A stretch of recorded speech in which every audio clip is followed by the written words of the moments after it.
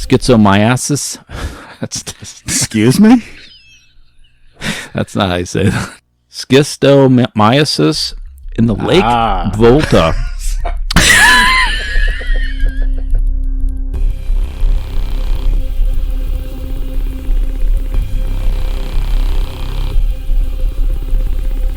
Welcome to the edge of nowhere.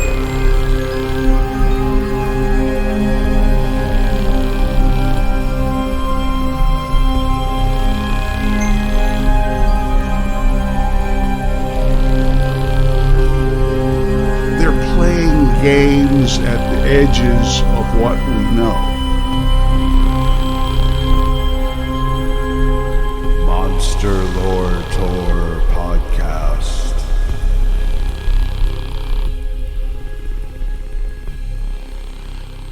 All right. Hello, everybody, and welcome to episode 82 of the Monster Lore Tour Paranormal Deep Dives from the Edge of Nowhere podcast.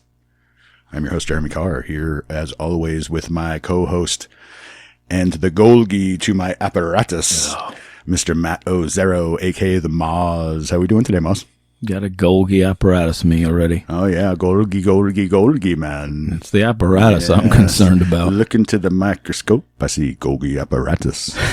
Is this another fish thing? Moz never knows my actual fish things, but he knows I them by like not fish. knowing them. You know them because you don't know I them. listen to fish. I just can't, actually pull anything out of there It's reference-wise. It's hard to hear that well underwater is the problem, listening to those fish, you know. Exactly. I'm just going for the little flakes that are floating at the top. I'm never really paying attention to anything else. You need those Aquaman powers and whatnot. That's right. Hey, I have old business today to start. Oh, cool. You actually brought some old business. I Cool. did. Well, let's start there then. I'm done. Good job. I haven't quit this whole season, so it's overdue. You quit. Maybe once. I think you did once earlier on, but that I was real. I was angry. You've So only that didn't quit count. like once in season 2. This is the first time I quit in jest. The other time I meant it. But Yet, here we are. here we are. Last episode, Wetiko, we really pointed to Western civilization as a great amplifier of Wetiko, this mind virus plaguing humanity. If you missed that, check it out. But all it takes is a wag of the MLT finger, and Western civilization as we know it is different today. Like it already changed a week later. We have a sense of timeliness to us, don't we, Moz? Yeah, I think we're manifesting things from the psyche to reality. I think we were very, and it was coming off Paul Levy's work, but we were very critical of Western civilization last week.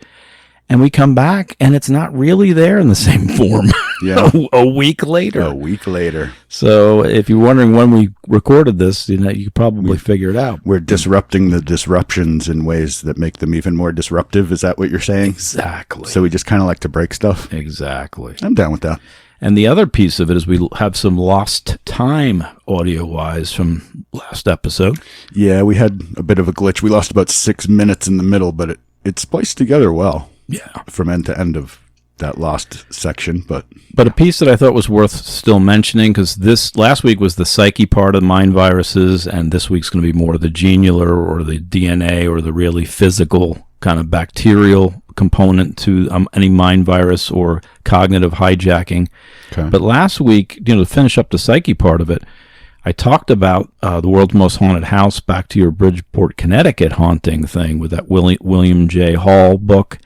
And he really, and he discusses 73. The doctor. Yeah, it was a doctor that he's talking about his work, a ghost hunter who kind of talks about this interdimensional parasite theory. And he has the parasites broken down in like 9 different types. They work in packs. They seem to farm people for their energy. Mm-hmm. It sounded Jinn, Wetiko, psychic, vampire-like. But the reason I mentioned it sounded very interesting to hear someone talking from a ghost hunting perspective, to have all of these different, very related to Wetiko type phenomenon. Yeah, it's Mr. Paul Eno. I had a very similar theory working, and then I read it. I'm like, oh, this guy already did that. Yeah.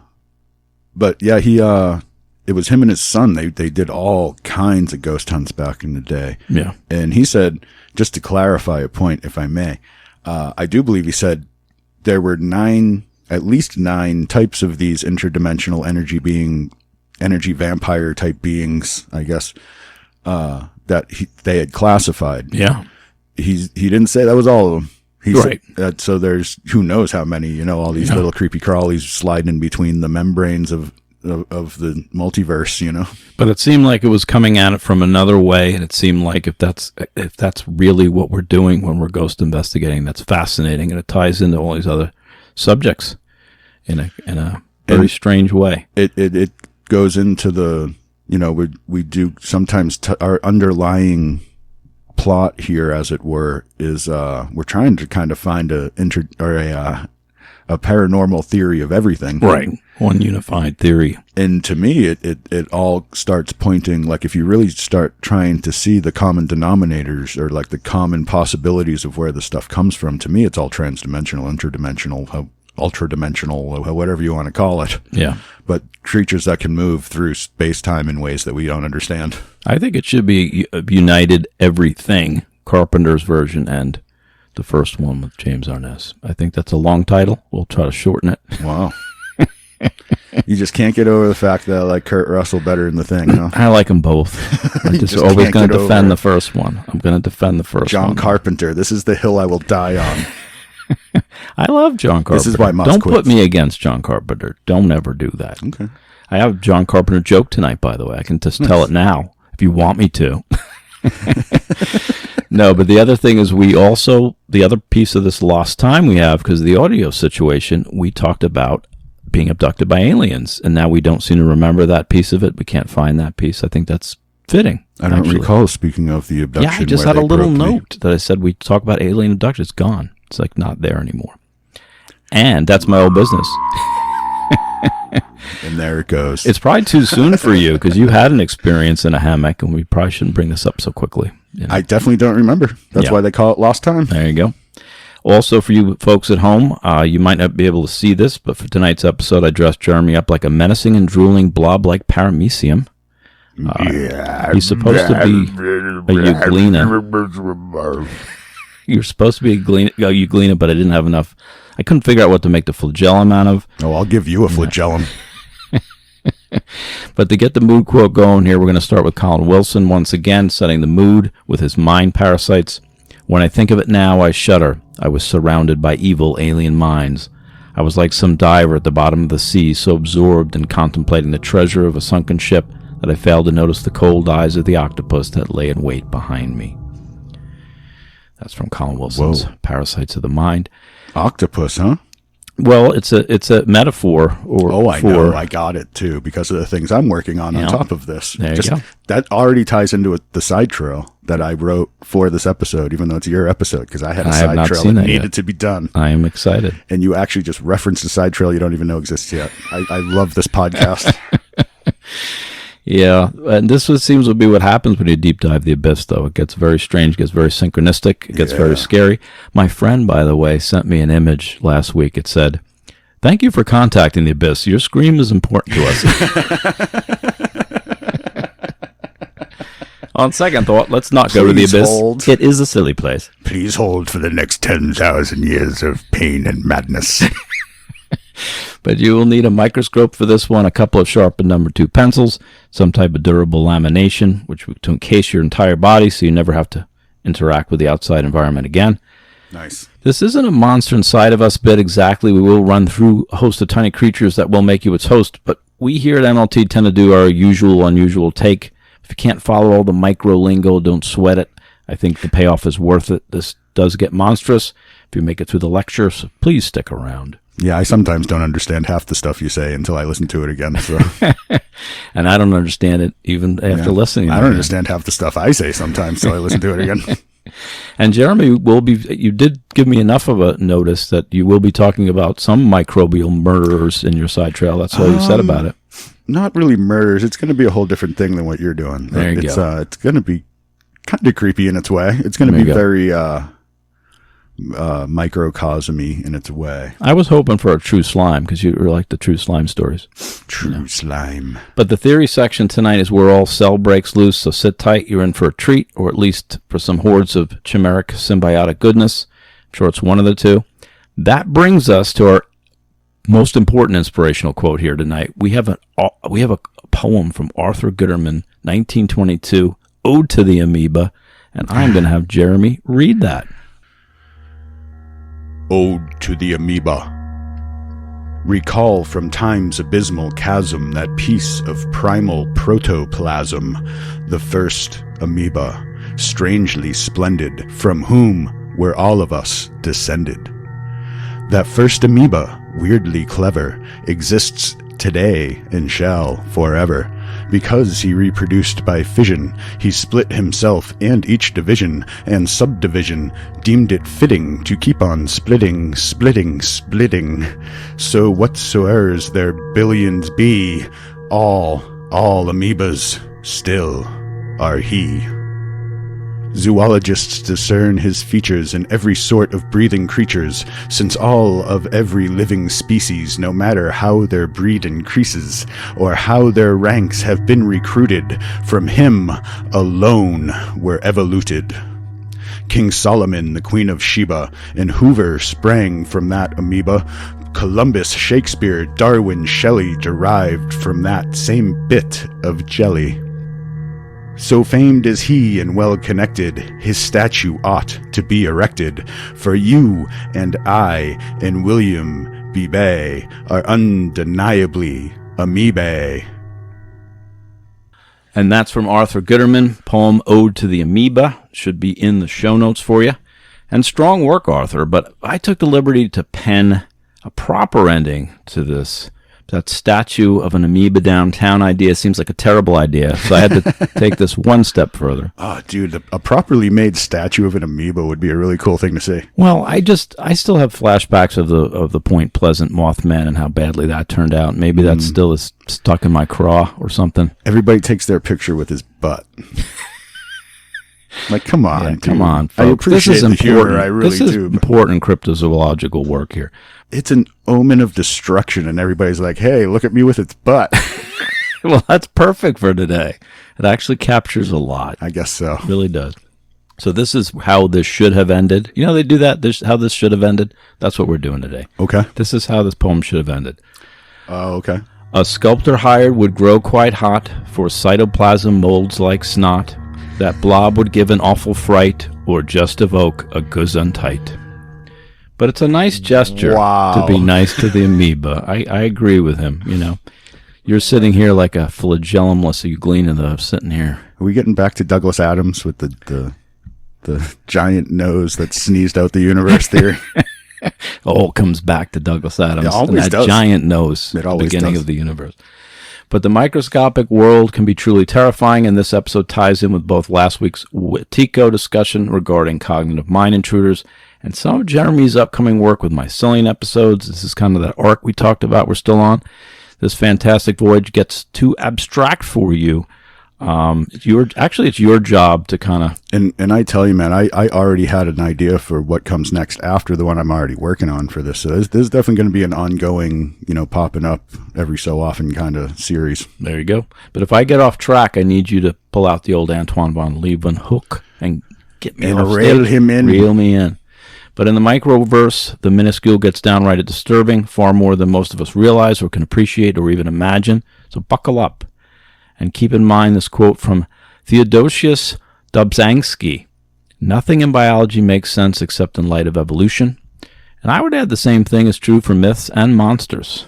We touched on this topic before here at MLT. Kind of blew my mind, so I dug a little deeper. And yes, as usual, it gets worse before it gets Lovecraftian. Remember that Cthulhu reference from back in the Mausoleum?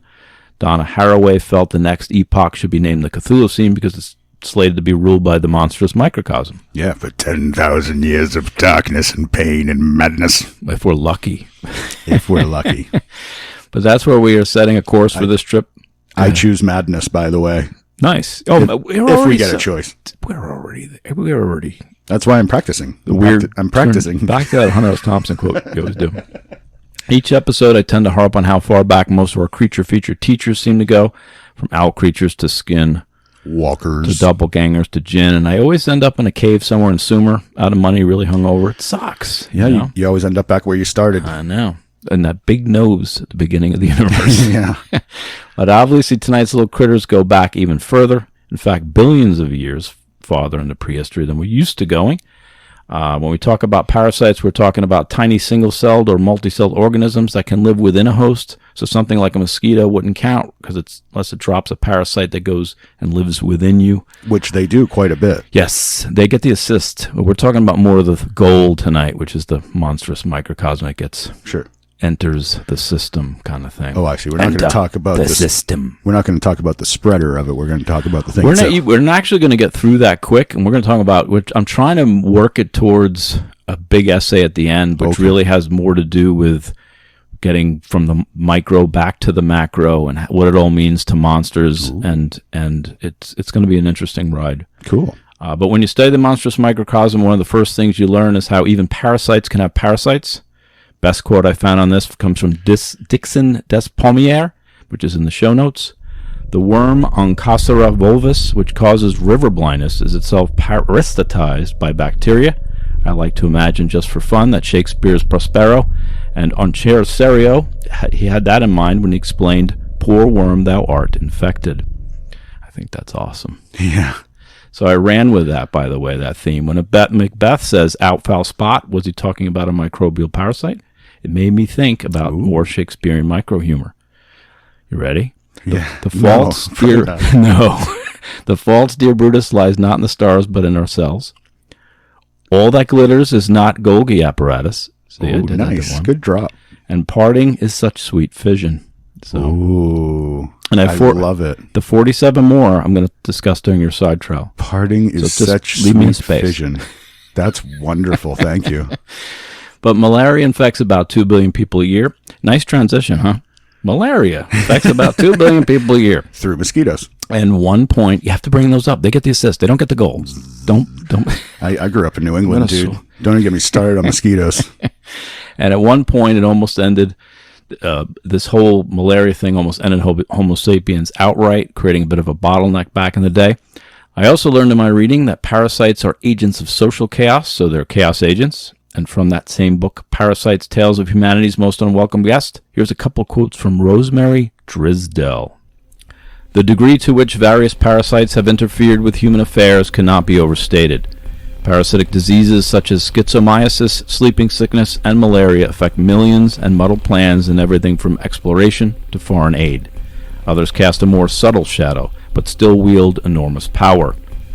They wipe out populations, they topple fragile ecosystems. The monster hiding under our beds when we were children grew up to be parasites.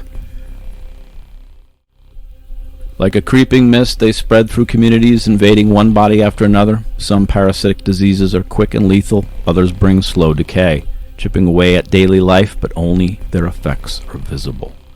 That dueling montage from Rosemary Drisdelle, Parasites, Tales of Humanity's Most Unwelcome Guests. Somehow the two main parasitic groups already mimic or resemble the two main categories of vampire. The classic vampire, Nandor, Laszlo, Nadja, and the psychic vampire, Colin Robinson. So a swift death while you are drained of blood, or a gradual wasting sickness while you are drained of the last of your vital forces. This is the way the monstrous microcosm works as well. You know who else seems to work that way? Is the BEKs, the Black-Eyed Kids. We might have missed something on that. Yeah, maybe there's... I'm going to have to connect that back in and see if it does anything. Then maybe they're Euglena. Because they're straight energy vampires as far as I can tell. Yeah. But efforts to eradicate such pests bring other potentially unforeseen risks and eco-destabilizations. In other words, our efforts can backfire. I think that's what happened when we released those tremor worms in the Manhattan sewer system to eradicate the supercroc population. Dude, you weren't supposed to tell people about that. Oh, is that not... That's not news yet. That was off book, man. Off book. Well, that didn't work out well. Shut it down. Shut it down. I'm just going to tell you, it didn't work well. Not for my aunt. But despite all of our research, what do we really know? Darwin has established science, but is it the whole story? Sorry to burst your cytoplasm, but we don't know as much as we think we do. Here on that note is Teilhard de Chardin, that Newsphere guy from back in the day. Quote, "The cell is still as enigmatic as ever. Seems as though once we have reached a certain depth in our explanation, we find ourselves reduced to marking time in front of an impregnable force." And I feel like not much has changed from the 100 years or so ago when he said that, or whatever the heck it was. The human condition never really changes. only in the details. Yeah. You know, the general thing of the human condition is always the same. It's just a matter of the details of the time in which you live. Yeah. May you live in interesting times, Maz. Too late.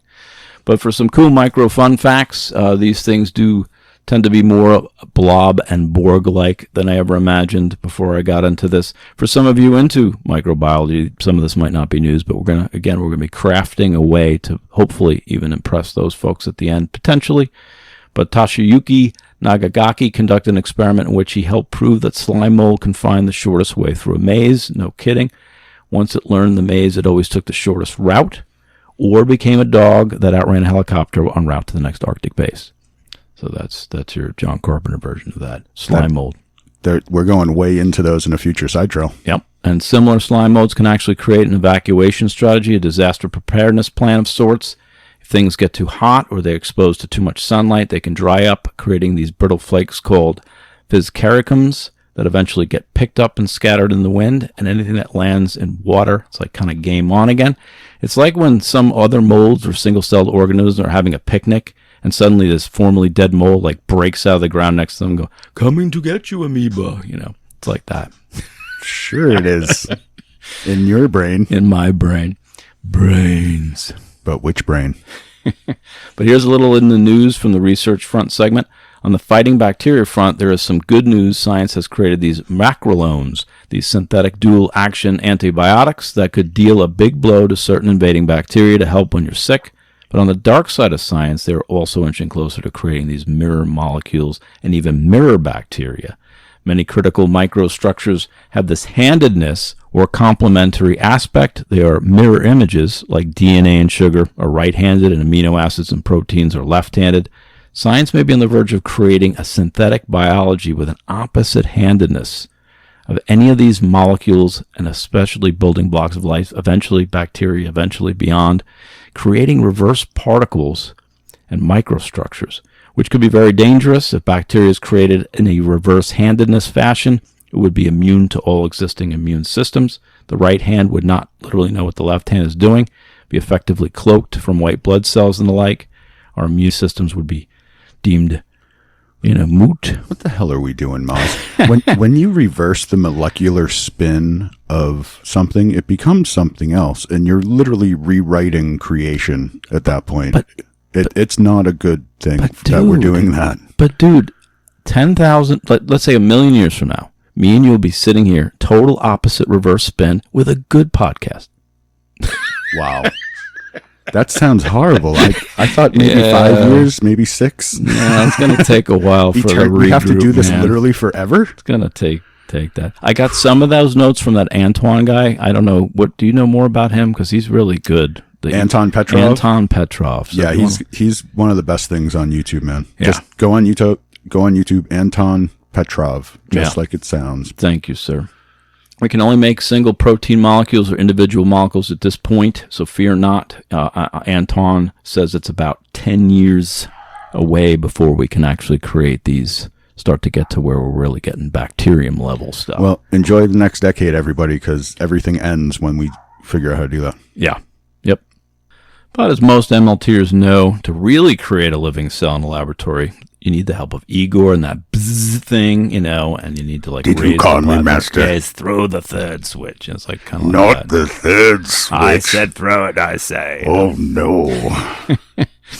But on a side note, while preparing for this microcosm episode, I came across another extremophile, Deinonychus radiodurans, which is nicknamed Conan the Bacterium.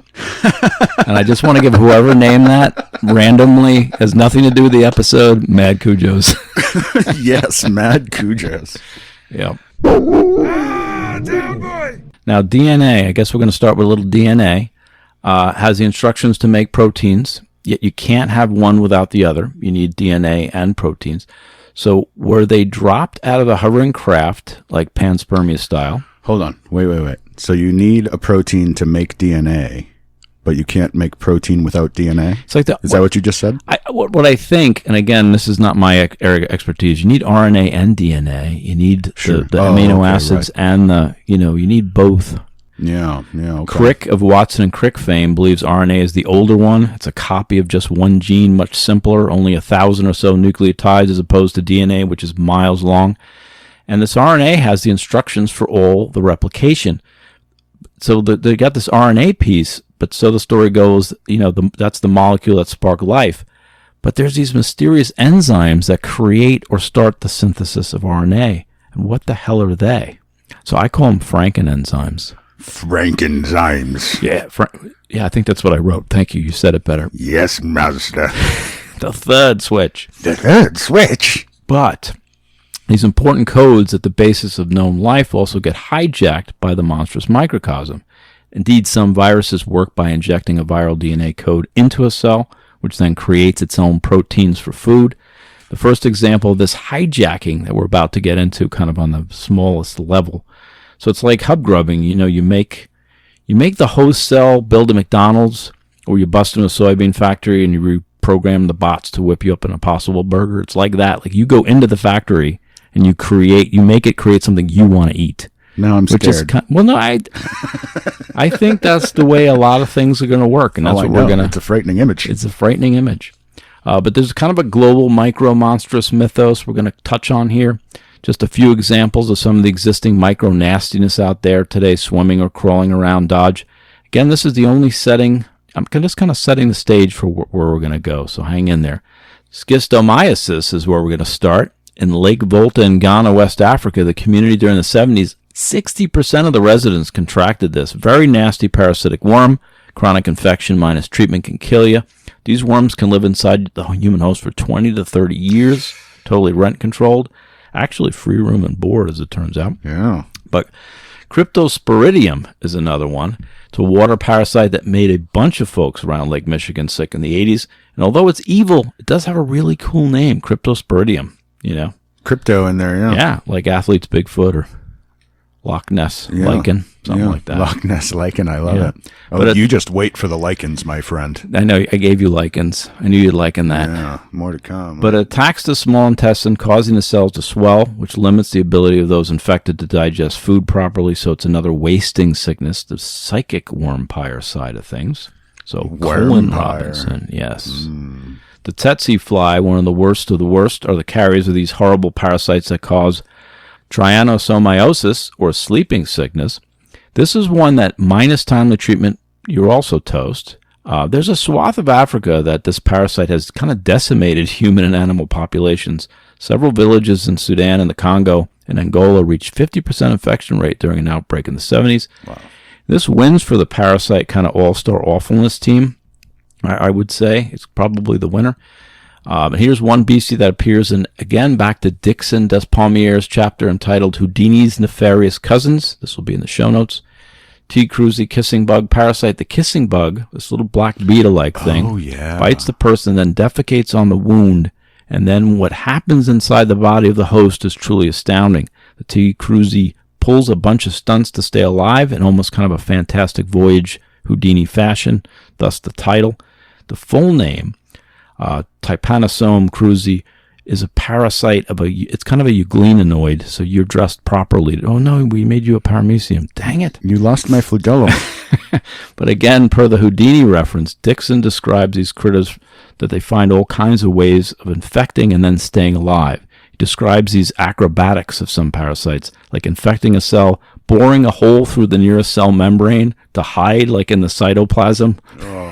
In like plain sight. You can almost hear like Mission Impossible music in the background while you're reading this stuff. You'd see Tom Cruise hanging from a rope.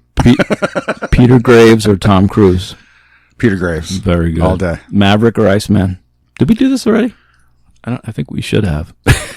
Iceman. I'm a Val guy all the way, man. Okay. Iceman. Well, good for you. Good for you. So you picked Tom. I didn't realize that. You just picked no Tom Cruise in either of those references. Well done, sir. You're welcome. Well done. I did say Tom Cruise hanging from a rope, though. Yeah. So when the immunity system of the host organism kicks into gear, these invaders climb into a host cell and hide, and they do other amazing things to avoid detection. That book, again, Dixon Dispommier's Peoples, Parasites, and Plowshares, Learning from Our Body's Most Terrifying Invaders. Shifting gears a bit, though, there were some major cellular developments we have to go through, big events that forever changed the course of life as we know it here on Mother Earth. fact, we wouldn't be here if these strange bedbug fellows hadn't worked together or subjugated one another, depending on your microbiological ideologies. But science usually points to life starting at the cellular level, but even this is by no means a consensus. Bacteria counts as life too, and is much, much older, more rudimentary kind of form.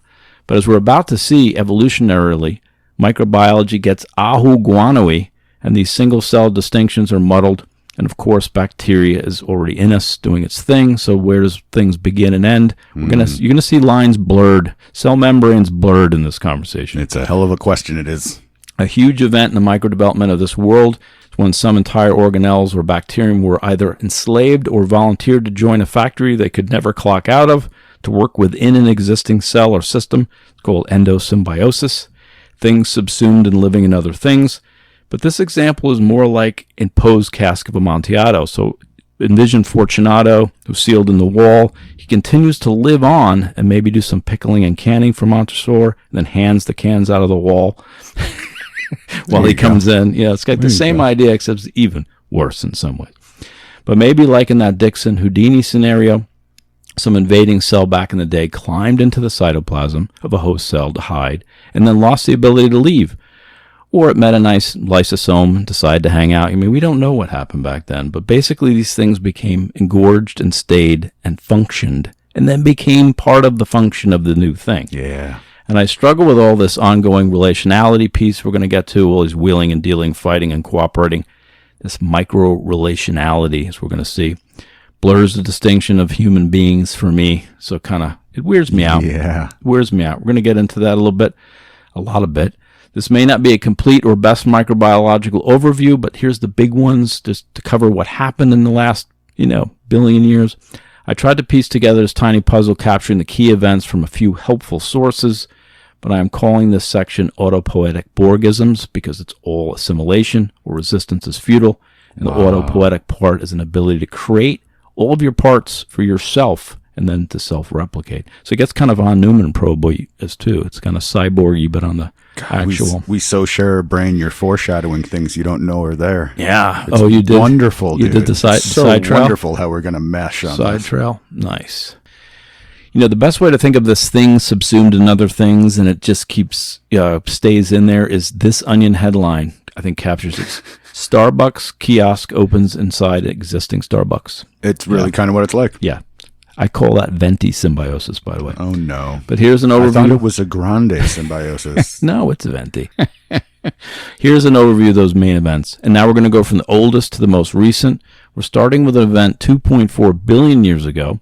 Some hopelessly lazy prokaryote got stuck in another cell and eventually became a mitochondria, creating the first eukaryotic cell. With a separate and distinct nucleus, clear developmental advancement, upgrade, kind of a terrific app download, scan the QR code kind of thing. I don't think it worked that way back then, but maybe. Well, you never know. In a way. Yeah, in a way.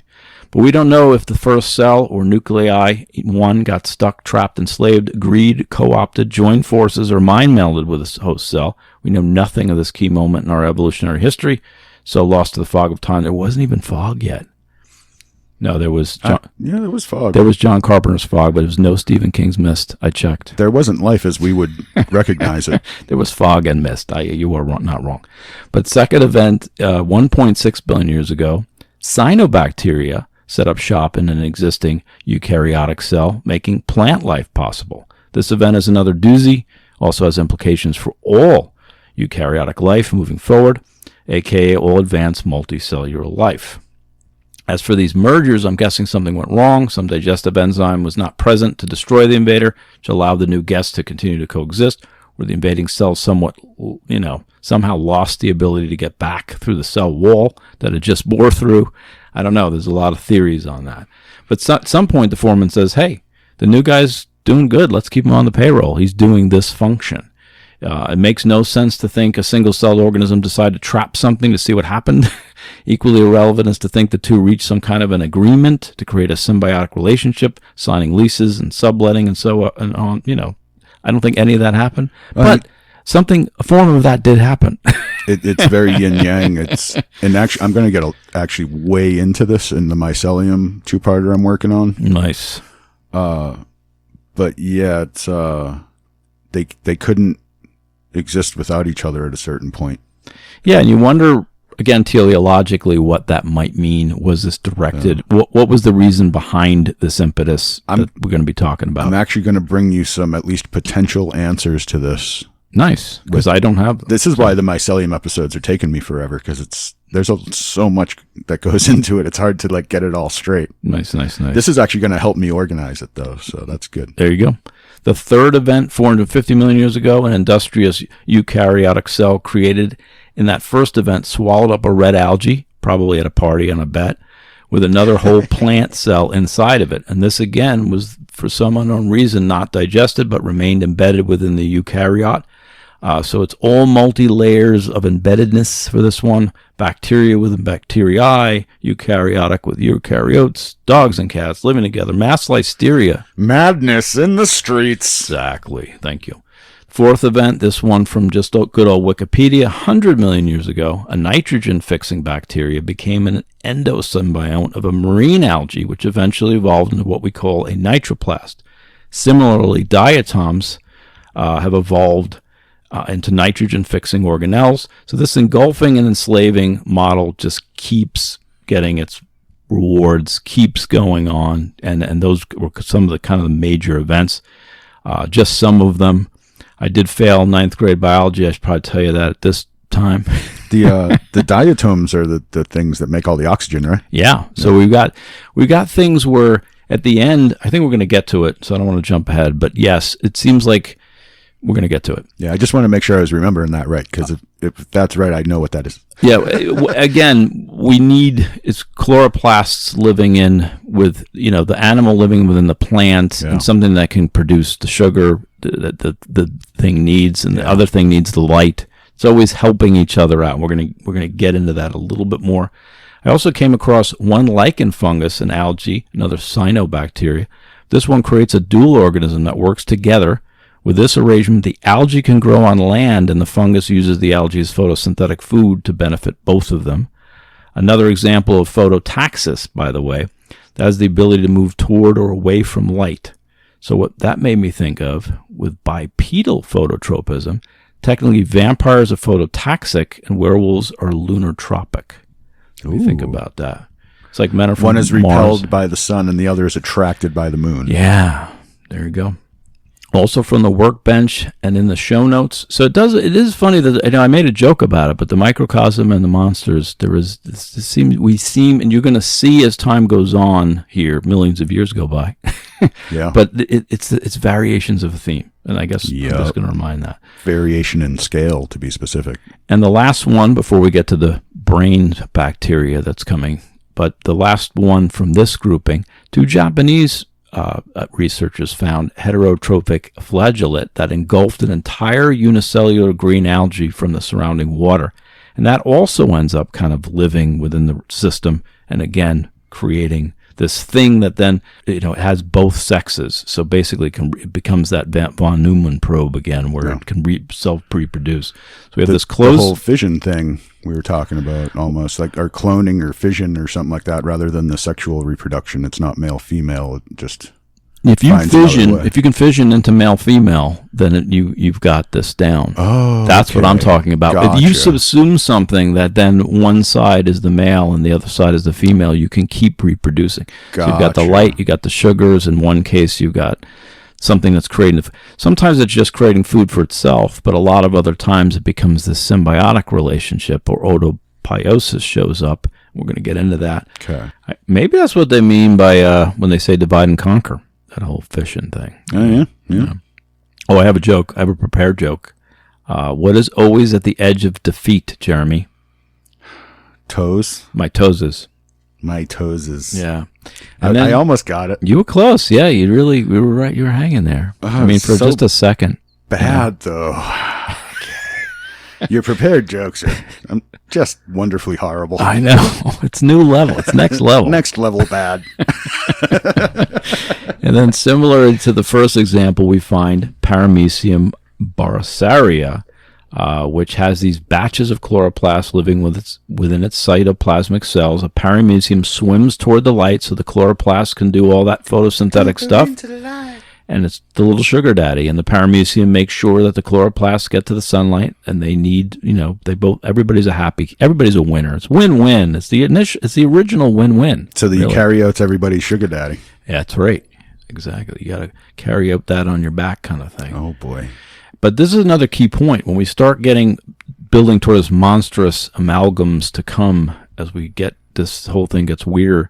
But the last piece of this we have to explain is that the arrangements of these symbiotic components is that then the bigger cells start to work together, and it gets even to be more of a loop. So organism A starts helping B starts helping C, but then the new guy D maybe comes in and starts helping A. It becomes this closed loop, or it's this bigger organism that everything is kind of self-contained, reproducing, can make all of its components.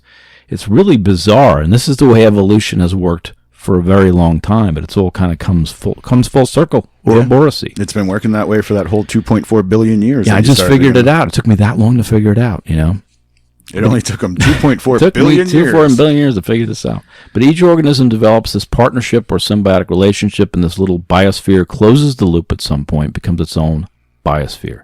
Totally self-sustaining, self-replicating, and done via cooperation, not war. Sometimes through subsuming, sometimes through co-ops. The battle comes in when these groups start competing for these same resources. That's when shit gets ugly. It only works when we work together, man. Exactly. But we eventually compete. Once you have a bunch of the same thing, it does start competing for resources. And that's why war. Yeah, and that's why war. But if this part of our discussion interests you, I found this info in a very cool discussion with in a podcast by Daniel Wall, speaking with microbiologist John Stewart. Not that John Stewart. He has an H in there. He discusses. He must love that. He discusses this dance between cooperation and competition. That will be in the show notes. Check it out. It's a good discussion. And Stewart actually brings the whole cellular assemblage evolution thing all the way up to nation state. So he starts with, he's a microbiologist.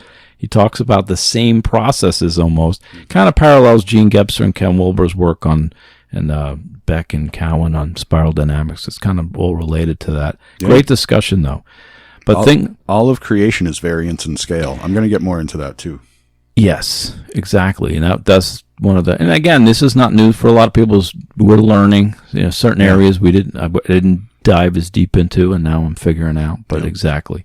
But things swallowing other things and setting up shop, and the original culprit going back to that first eukaryotic mitochondria, which may have evolved from bacteria at every level, bacteria everywhere. Bacteria to the future, Marty. Through entire ecosystems, and like Stewart was saying, maybe even to the nation-state level. So also the self-regulation component to such systems, no matter how big the network, even if you're a Gaia person, the planet itself. Here's that web of dependency guy, Fritjof Capra, saying kind of the same thing. Billions of years ago, the combined abilities of living systems to reproduce and create novelty led naturally to biological evolution. Creative unfolding of life that has continued in an uninterrupted process ever since. From the most archaic and simple forms of life to the most intricate and complex contemporary forms, life has unfolded in a continual dance without ever breaking the basic pattern of its autopoietic network. Capra also talks about bacteria, its ability to trade endless genetic material called gene trading or DNA recombination. Yeah, the horizontal. Yeah, the jumping. Yeah, it's not like it gives it to its kid. It just straight on puts it in you. But that's how we do it. They do it in a different way. They bump against each other and they just kind of exchange. Yeah. Bacteria just exchanges. The genetics. Jumping gene we get into a little bit, but this is more the bacteria just kind of. Yeah, what humans do would be called vertical. They do it horizontal. They literally just, hey, here's some genetic material to work with, and just give it to their friend. Yeah, yeah. It's like it's basically like It's wild. It's wild. Yeah, but they're constantly sharing bits of genetic information so they can fill in any gaps by bumping into their bacterium friends. Capra quotes the researchers who focus on this area. We've talked about these folks before, Dorian Sagan and Lynn Margulies. Capra quotes them as saying, if the genetic properties of the microcosm were applied to larger creatures, we would have a science fiction world, which green plants could share genes for photosynthesis with nearby mushrooms, or people could exude perfumes or grow ivory by picking genes from a rose of a walrus. The Eggman adds, by the way, Cuckoo-Kajoob. Cuckoo, cuckoo. The darker side of this scenario gets more even John Carpenter's The Thingy, as things really would be an amalgam. Yeah. What we are going to find out in a bit is how these recombinations may continue, more on this ontological perspective we've been talking about. Ongoing recombination of species are so prevalent in shamanism and monster studies and totemism and all this stuff. We're going to get into how this may be, again, what you just said, a variation of a theme. Yeah. Closest we have to this actual genetics-wise are these jumping genes, as you jumped the genes, of course, as that's what you do. But these mutations Margelius also studied, and they may be a good side trail by doing a jumping gene thing, because I don't go into it as much as I should. But I did find this work. I'm pretty good at jumping rope. Yeah. Does that count? Nope. But I found this work from Neil Shubin. You're going to like this part. His take on Vinnie Lynch's work, quote, "Our ability to read, write, and remember the moments of our lives is due to an ancient viral infection that happened when fish took their first steps on land." Oh my God. Is this the unrecognized virus again? Probably, yeah. But here's the thing. I can't believe it goes back to the first things that came out of the water to walk on land. Yeah, Vinnie Lynch, I have a little note, for further reading. But basically, the land guardians of the time, as the fish is coming out, learning how to breathe, and finally coming onto land, the elementals who were there, that's when the language virus started. Like, it gave them an A. Give me an A. Oh my God. That's going way back. That's going so far back, I don't even know how to wrap my head around it. And it ties in because the FOXP2 gene, there's language-centered gene, retroviral language-centered run structures and brains of anything that has a brain has that. Right. Like, because they all, rats have their own language. They have that too. Yeah. So that actually, it's in everything from the beginning. Oh my God, it's worse than I thought. Well, I don't know how we go back that far to even wrap our brains around this. I give up, Maz. I'm going to have to move into your hermit cave with you because I don't think I can do it anymore. No, it doesn't. It's actually, I was really amazed to read that, and really I'm trying to go back to find the first shaman, just at least before the first ice age. All these themes go back to when we climbed out of the water. I don't even know. I don't know. It's like 1 billion years, man. But jumping back to the macro world, it seems at some point our ancestors had to figure out when to work together collectively and when to fight. This from the Buddha's brain. This is where I'm going to tie in the macro. So check this out. Quote, "In those tough environments, it was reproductively advantageous for our ancestors to be cooperative within their own band, but aggressive toward other bands." That's from Chaw and Bowles, 2007. "Cooperation and aggression evolved synergistically. Bands with greater cooperation were more successful at aggression, and aggression between bands demanded cooperation within bands." That's Bowles, 2009. "The Buddha's brain has no intruding microbes," I checked. No, it's just the name of the book. But the above quote, which is about early human tribal interactions, also applies directly to what we just talked about with regards to the microcosm and the cellular evolution. Cells behaving like individuals and banding together as collectives, then competing within these closed groups. This might not be news for some, but again, it's one of these mind blowers for me. And one more jump back to the micro. We might be amidst the fifth and potentially most catastrophic event, and this is why we're doing this episode. Basically, the main reason for tonight is the bacteria right now possibly crossing the blood-brain barrier and setting up shop in the executive function of an existing species, a species known as Homo sapien. That's why we're here tonight. Yeah. Bacteria already may affect behavior, and that's just based on studies involving gut bacteria. But if that's true, brains, the mind reels with bacterium. Oh, no. But more to come in the side trail. Side trail's all about that sort of stuff right there. My bad jokes. I love it already. Please come anyway. There's bugs in your brain, dude. Little bit of a teaser there. There's bugs in your brain. Yeah, but the Buddha brain, yeah, has microbes in it. We'll get into it in the side trail. But on the flip side, I think we've done so badly lately as a species. Maybe this might help. Let's be open to our new bacterium overlords. Let's at least hear what they have to say. And on that note, for Mad Cujos tonight, I've been told by my new cerebral bacteria friends that I must award mad kudos to the parasite that causes rabies, lysovirus. A shout out to those bacteria currently residing in Maz's central command. They had nothing to do with this decision. I made this quite independently. Yes, you did. Yeah, I did. Mad kudos to the rabies. Damn boy! Truly mad kudos, because we're really honoring things that make dogs go crazy. So I think that's so like doppelganger. Cujo is mad because of rabies, and we're giving the rabies mad kujos. Yeah, it's like it's closing the loop. Wow. We just closed the loop again. Which came first. Yeah. Yep. Exactly. Wow. But in addition to those places we already know bacteria lurk, our mouths, nasal cavities, skin, and digestive system everywhere. Yes, these little fellows can make it into our lungs and even into our brains, areas we once believed the last frontiers free of the little bastages. They are more pervasive than we thought. The more we look for these tiny intruders, the more they keep popping up, literally. There are implications for dementia and Alzheimer's as well. Studies are starting to suggest a connection with these age-related cognitive disorders and bacteria, these bacteria intruders. HIV patients were also more susceptible to bacteria in the brain, but the real surprise, probably any immune, compromised folks. Yeah, that's what I was saying. There's possible connection there. Oh, I forgot you said that. Alzheimer's as well. Excuse me. Okay, we're gonna have what were we this talking Buddha's about? brain checked by the There's end of this microbes in one. my brain. But HIV patients were also more susceptible to bacteria in the brain. But the real surprise during the experiment, they found them in the control group as well. That was the surprise. So I asked, who is in control of the control group? So we have chaos agents that we talked about earlier, and a group known as control helping them. So we must get smart. See, TV land is the Rosetta Stone for all of my jokes. Get smart. Where's my shoe phone? Exactly. Missed it by that much. That's the oldest reference in my brain, by the way. We can't go any further than that. That's where it stopped. I don't go any farther back than that. Yeah. I can't go all the way back to climbing out of the water for the first time.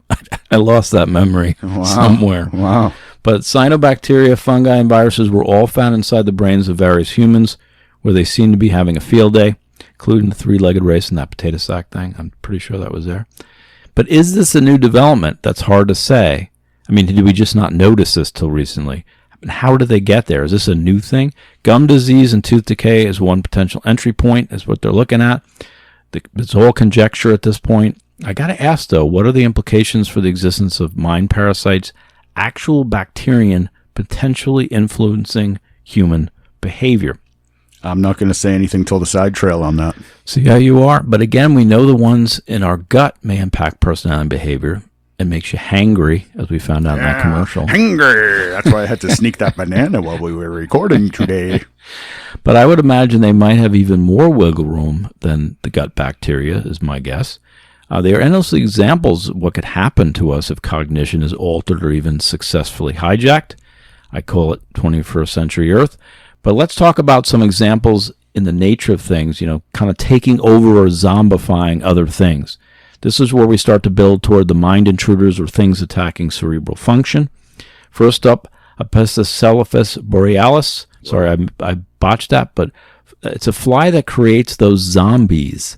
Honestly, this is a bit of a zombie misnomer, as they are not hijacked like this, fly this bee to Cuba kind of thing. It's not really like that. It's just that as these fly eggs hatch and grow, there's consequently less room in the bee, so normal functioning starts to be impeded.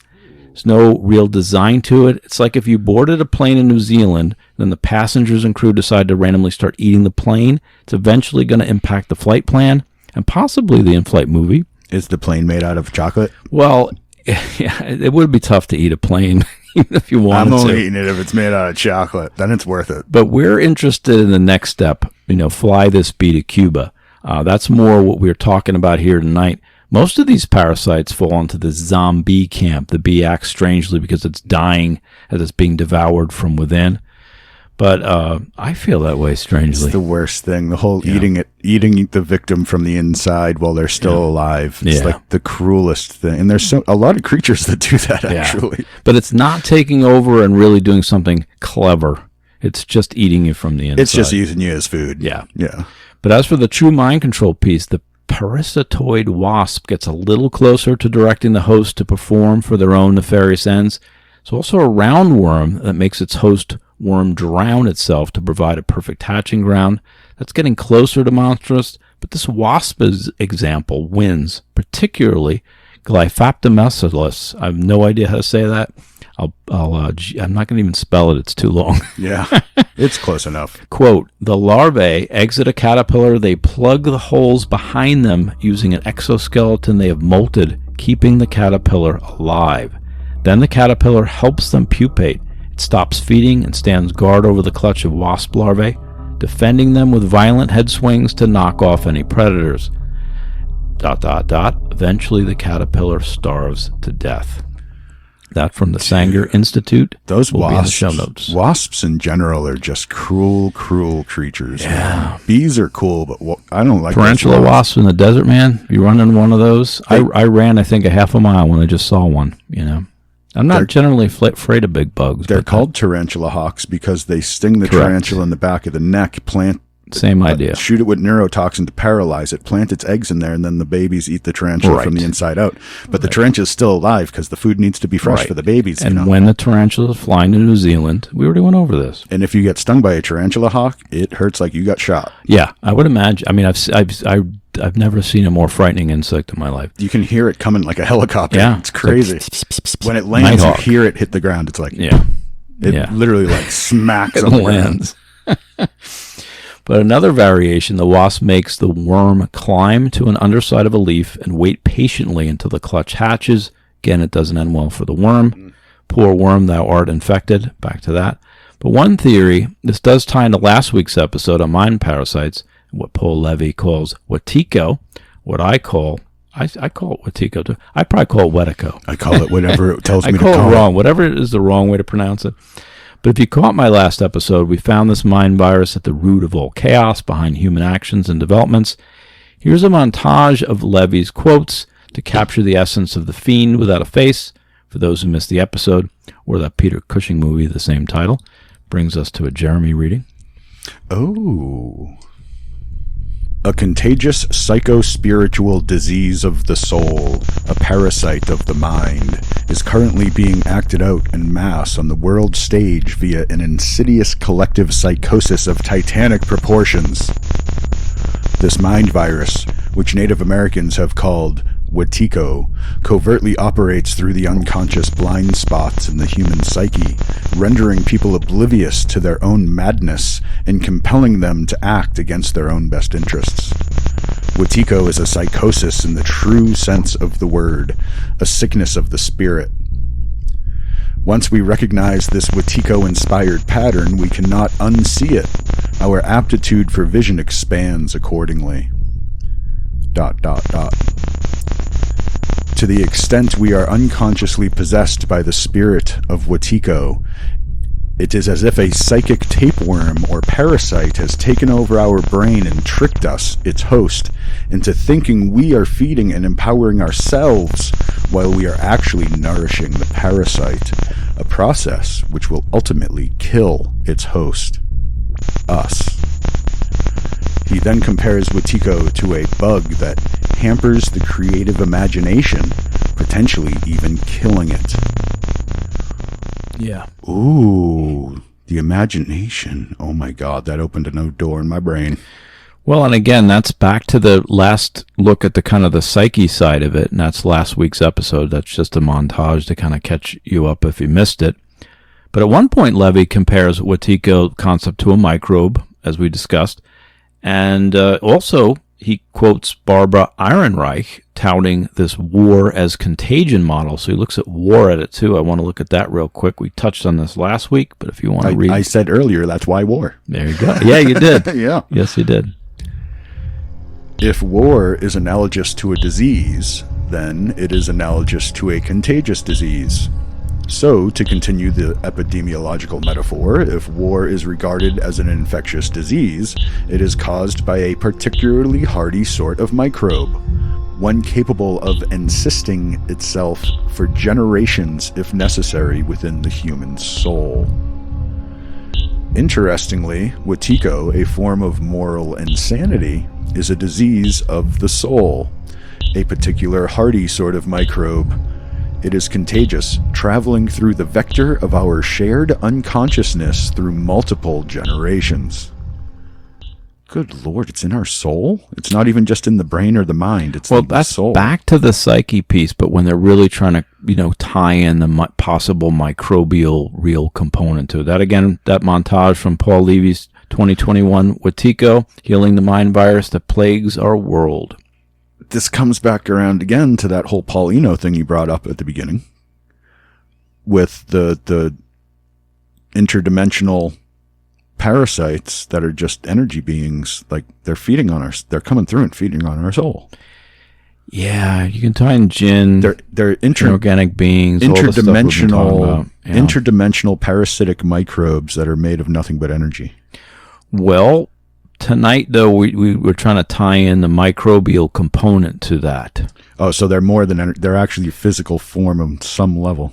That's the argument is tonight. The argument here, That's because bacteria is entering our brain. Oh, good Lord. It really is, too, though. Oh, my goodness. Okay. So there is real stuff entering our brain. How's it tie into these energy feeders that we keep finding and talking about?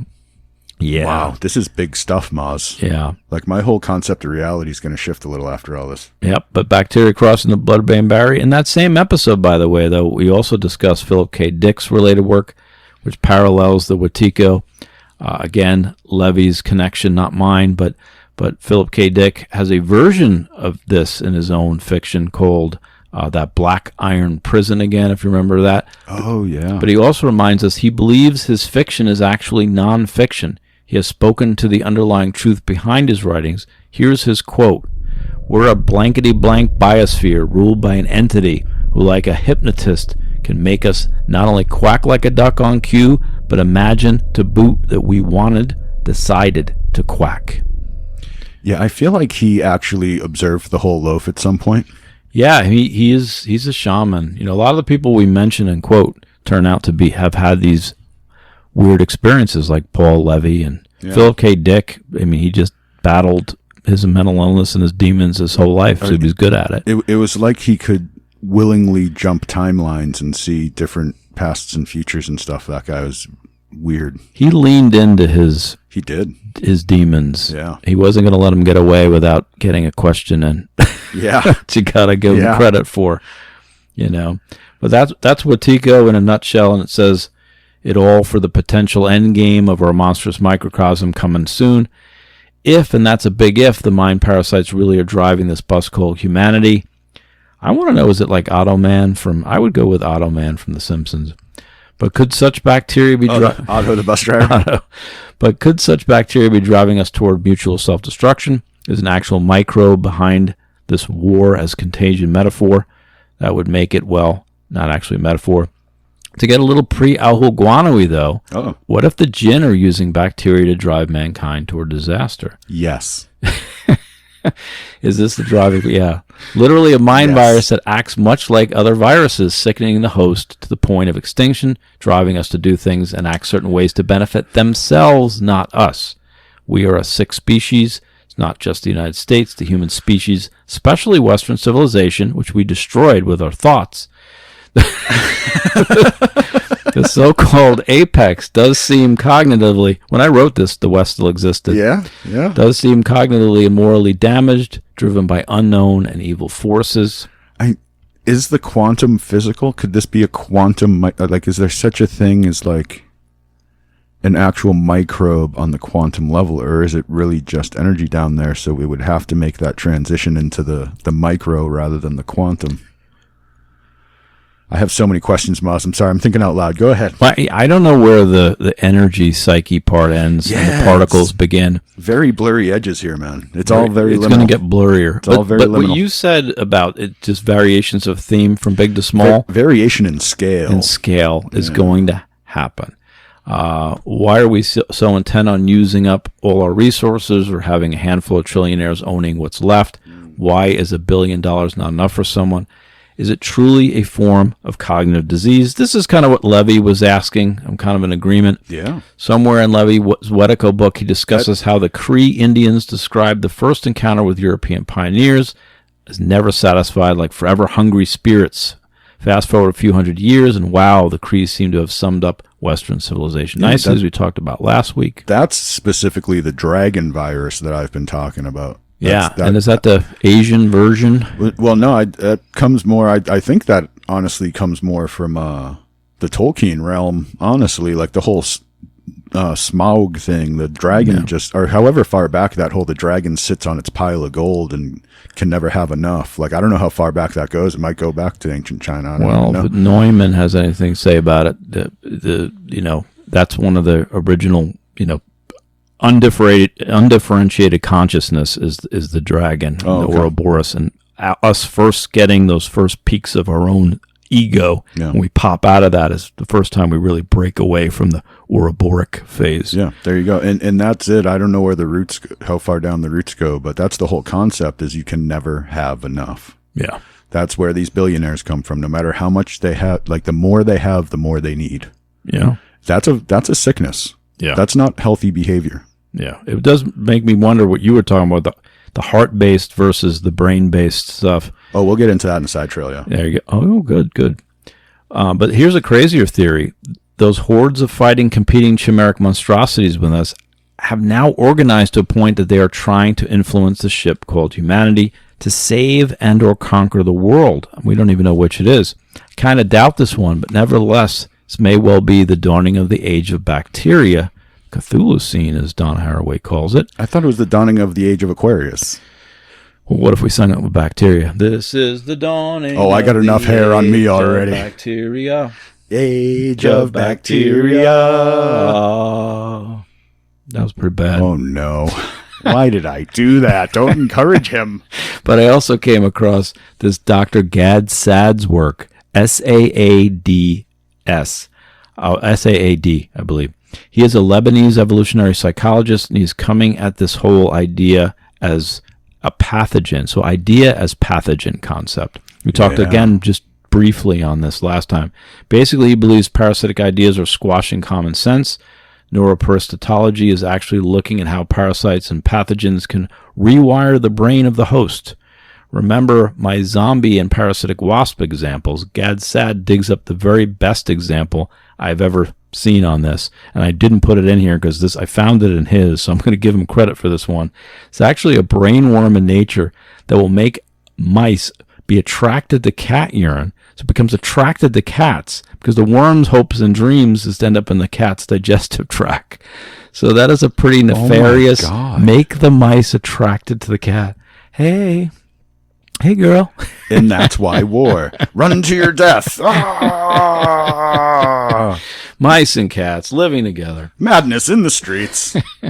But look, we already discussed language itself as contagion, sociopathy as contagion. Now we add a variation, idea as contagion. And it's like the word. I mean, the word as a contagion and idea as contagion. It's almost the same thing. It's very congruous. But what if the mind virus gave him the idea of the idea as pathogen? Which came first, the virus or the or the thought? Exactly. The thought or the pathogen. But all that still smacks of Wetiko, a mind parasite impacting cognition. What if we only have thoughts because of the pathogen? I know, we can't get our way out of this maze, is what I'm thinking. Never get out of this maze. We need a good slime mold, that is maze. Oh, if we had a slime mold, you can get out of any maze with a slime mold. Yeah, they're good. That's what you need. That's what we all need, a good slime mold. They're going to be a mycelium side trail. So we're going to save that. But what I have read and seen of his work, he has, this Gad Saad guy hasn't mentioned Leavy. He identifies wokeness itself, by the way, as an example of the idea as contagion, which is interesting from an evolutionary psychological perspective. What do these idea pathogens have in common? They all seem to help us break from reality. Freedom from reality feels good. So you get a dopamine hit when you find and support some noble goal, but it becomes quickly crazed. It's kind of and pathogenic and even militant, kind of almost immediately. We kind of talked about that with Jung, talking about larger the organization, the more sociopathic, even created with good moral people. As soon as you get a bunch of them in a room, it just gets immediately sidetracked into something that, well, wait a second, we're with you on A, B, and C. As soon as you get to D and E that you don't agree with them, then all of a sudden you're the problem. Yeah, that's a problem. Yeah, There's a piece of our brain that controls how many people we can actively be engaged with in some level at the same time in our life. And once you get over that should number, have been engaged with all those women. but once you get over that number, you literally don't even know it, but you start parsing people out because you don't have room for that many people anymore. That's why people come and go from your life. Yeah. You know? Yep. Or they find them eventually in the cellar. Look at the corporate structure of W.L. Gore. That's how they build their teams. Nice. No, I think organizational psychology is coming in as more than I wanted as well. Yeah. Oh, it's definitely. They didn't. Like I said, it should be in the grimoire section of our library, organizational psychology. Because as soon as you get an organization, it's amazing to me how the organization just needs to start to live and feed, mob and drive it. It becomes mob mentality. Everybody knows that phrase. Everybody knows the phrase mob mentality. Yeah. Yeah. But, I mean, there's a reason we all know that phrase. You know what I mean? Yeah. That's what you're talking about right now. Yeah. But basically, Dr. Sad's solution is to be like, see sociopathy wherever you see it and be like, hit him over the head with the facts and, be the, basically the honey badger of truth and kind of keep whacking him with it. Oh, yeah. I think I just got a new spirit animal. Yep. The honey badger of truth. The honey badger. I don't think that's his. I think that is mine, but I don't know. Can I take it then? Do it. Oh, that's all you. That's a good side trail. I'm so on it. What about a were honey badger? That would be pretty spooky. I'm a pretty truthful guy to begin with. I've always been tactful with it. I'm kind of tempted to just go full bore, like weaponized truthiness.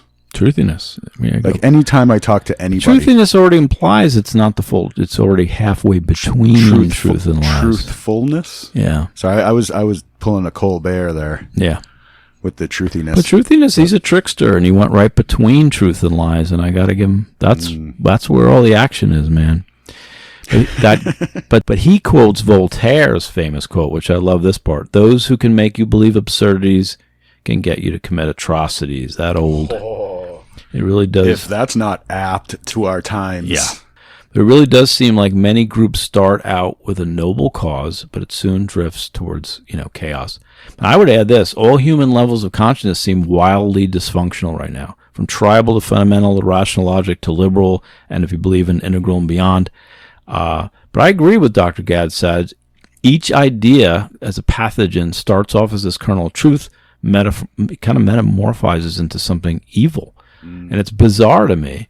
I don't actually understand it, but now that you see it, it's like the idea starts off nobly. It doesn't ever. When does it ever stay noble? It just gets.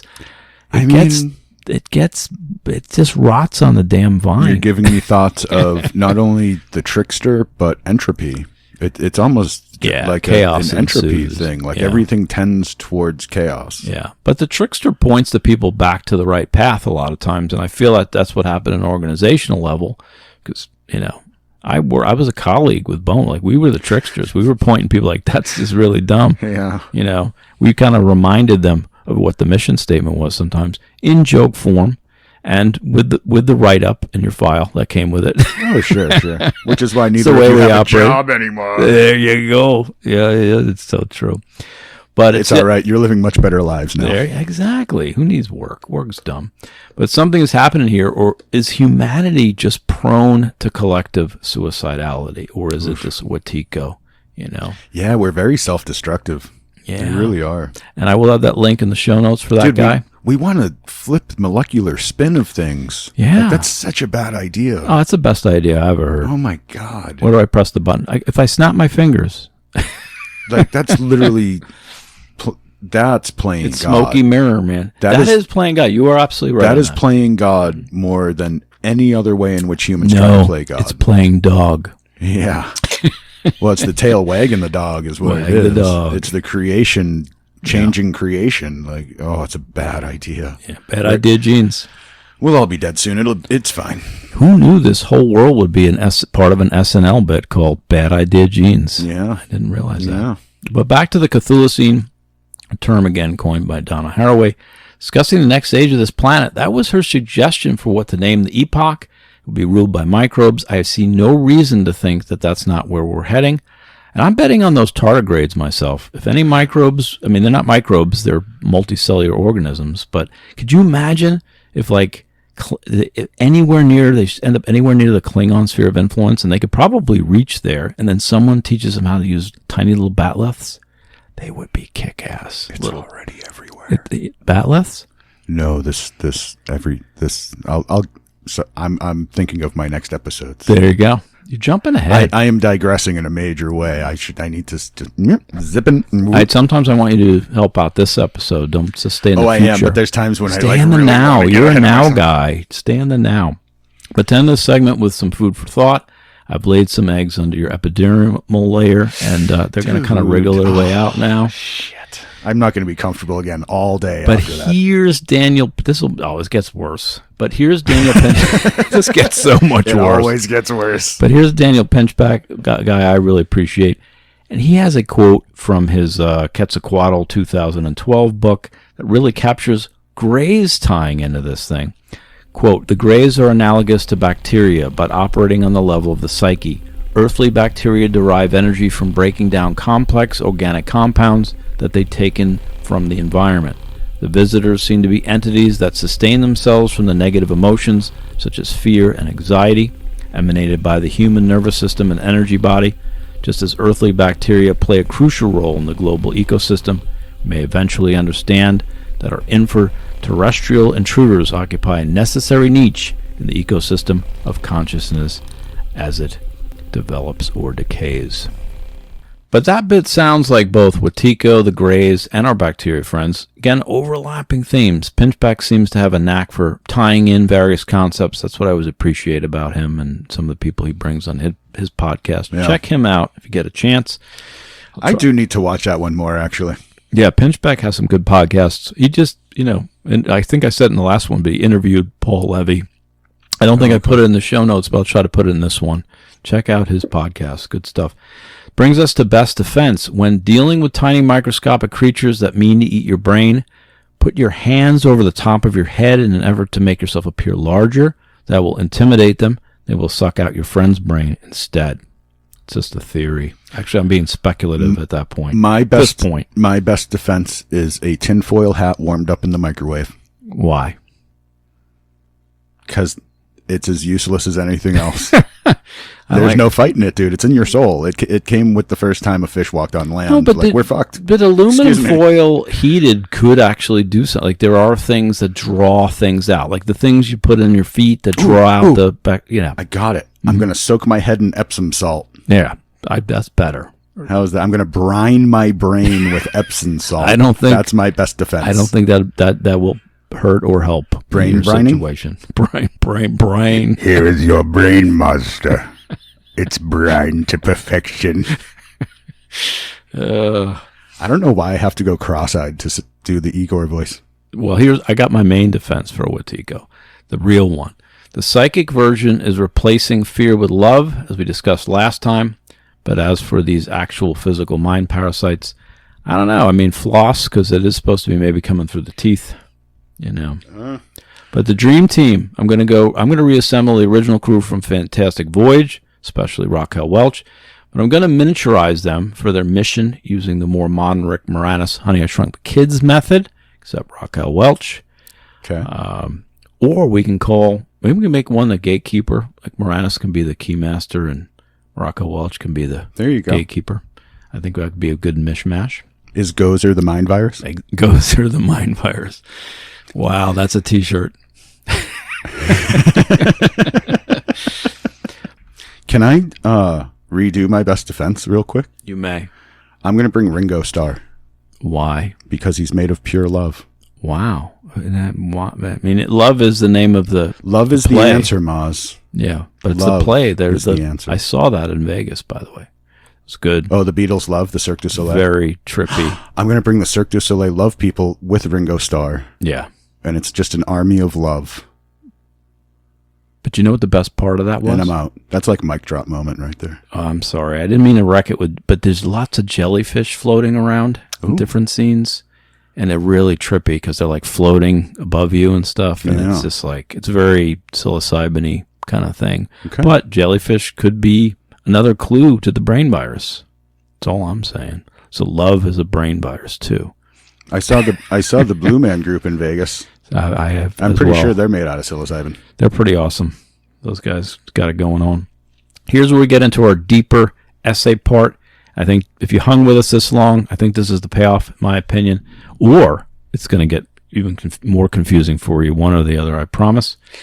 But Mary Jane Rubenstein's Pantheology started this whole arc for me because I happened to be reading her book on the lead up to our first episode, What Are Monsters? Her chapter Heil Again, meaning matter, kind of recaps cellular life, which in her telling sounded pretty damn monstrous. I keep returning to some of these same themes. Kind of stuck with me like an infection. Yeah. It got in your brain. And rewired parts of my brain, yeah. But basically, this is another even more monstrous way to look at those symbiotic Borgisms that were talked about during my first episode. Let's go even deeper into these and really look at the implications to evolutionary biology. Rubenstein discusses those same microbiological elements. She describes those inside-outside borders we usually use to define stuff as disappearing, and on the issue of endosymbiosis, forever incorporating and subsuming, very thing-like and Borg-like. Here's a callback from the Mausoleum, Episode 1. Welcome to the Mausoleum. Oh, God. What is that smell? A Rubenstein montage from our Pantheologies section. Quote, Margilius, and that's Lynn Margilius, replaces the endless antagonism of the classic origin of species with what Mira Hurd has called an ontology of primordial entanglement. Organisms are not individuals struggling against other individuals to survive, but rather interdependent crowds of creatures working adaptively together. Biologists Scott Gilbert, Jan Sapp, and Alfred Tauber proposed that the basic units of biology ought not to be individuals, but rather holobionts, multi-species assemblages that are both more and less than one. All organisms, they suggest, are effectively chimeric.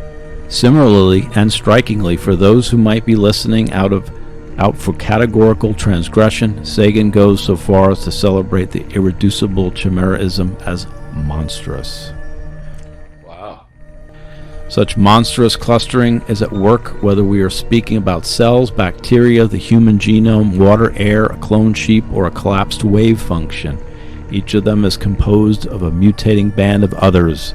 If with Karen Barad we add discursivity into the mix, then our multiple universe becomes an untotalizable and shape-shifting hybrid of narrative, theoretical, material assemblages that are neither reducible to nor constitutive of oneness. I know, that's a mishmash. Wow, I gotta say, when you said that in episode 1, I didn't really get it. Yeah, I mean, it's starting to make sense. I just realized how much I have learned in the last 80 episodes because I got that now. Yeah. I understood that now. Yeah, we've broken down more of the words that she was saying, and we talked about some of the people she's been talking about with Dorian Sagan and Lynn Margilius have shown up a lot. Didn't think these themes and these subjects we'd be going into when we started a Bigfoot podcast. Here we are in episode 82, and you jump back to episode 1, you're like, I explained everywhere we're going to go with this in the next 3 years. That's great. But all this endosymbiotic madness, by the way, kind of links back to James Lovelock's, and basically the guy hypothesis guy, James Lovelock, he built a lot of this off of Lynn Margilius's work that we've been talking about. So if you're a fan of that camp, he took it at scale to the next level to planetary. Yeah, built the next block. But there's a lot to unpack in those quotes within quotes, but basically life is a mismatch of things, entanglements, relationality, combinations. Not really many, not really one. Boundaries irreparably blurred, truly Frankensteinish in a way. But on the macro level, this resembled John Carpenter's thing, like we talked about, absorbing humans, maintaining some element of their former selves and their consciousness. And Lovecraft has some similar tales to tell. The implications to what it means to be human is a real head-scratcher, and that could be something burning through your scalp, because I laid those things earlier, Jeremy. And it's planting eggs in my brain. This Jeremy is going to Cuba. But not only do we find hordes of things within things making us up, there's implications for the macro world as well. Rubenstein hints at how this domain of entanglements keeps going up the food chain as well. So again, I thought I made this, but this was right back in the first book that I read about this before we went live. And she's already talking about this again, building off a lot of other philosophers. But here's Rubinstein again. Such a network, the network being these cellular orgiastic communes, sounds remarkably like Ingold's animic domain of entanglement. I did the orgiastic part. She's just saying, Of course you did. we went back to the totems and back to the animic, and we've talked about Ingold in one of our animism, totemism bits. But anyway, so you have these deals and mergers and takeovers, autopoiesis or symbiosis, cells subsuming other cells like the Borg on the micro level.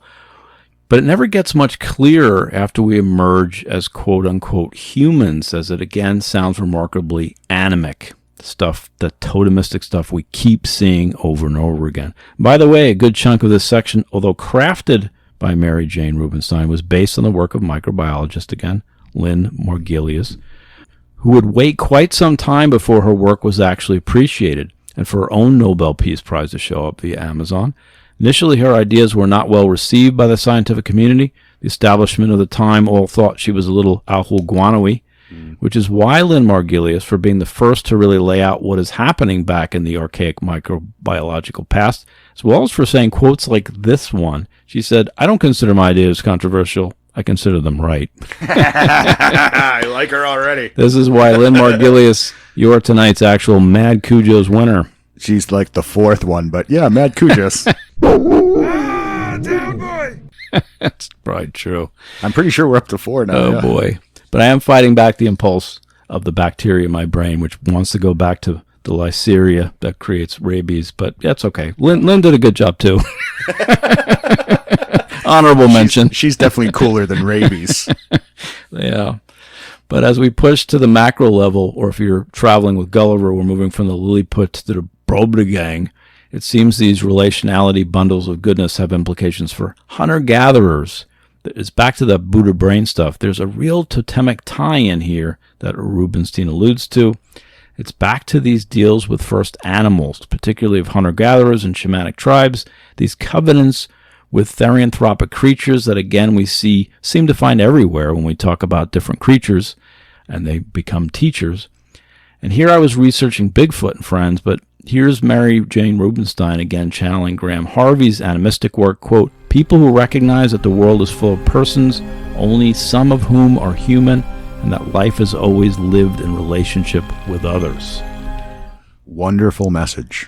For those not familiar with ontology, that's what we've been talking about, beings, entities, and how we relate and how we interact with them and the endless ways of being in the world. The universe is actually a single organism of which we're all a part. But we're interacting with all these parts that we're not we have not integrated. This is very different, whether it's unconscious, whether it's real, whether it's physical, whether it's psychic. The real problem All is one is a cop-out when we're dealing with all this crap. Well, we're not We're not there yet. all is one in that we're all part of the one thing. Yeah, and the one thing is weird, dude. Your body is more non-human cells than human cells. Right. That's what we're getting at. Yeah. That's what we're getting. Exactly. And all these things have these other agendas. But again, Rubinstein is more of an academic and a philosopher. But even in a philosopher's review of animism, we find entities with various relationships with humans, the same themes, these odd totemic becomings, still in the world today, as discussed as were-crocodiles and Kushtaka and all my other episodes for the most part.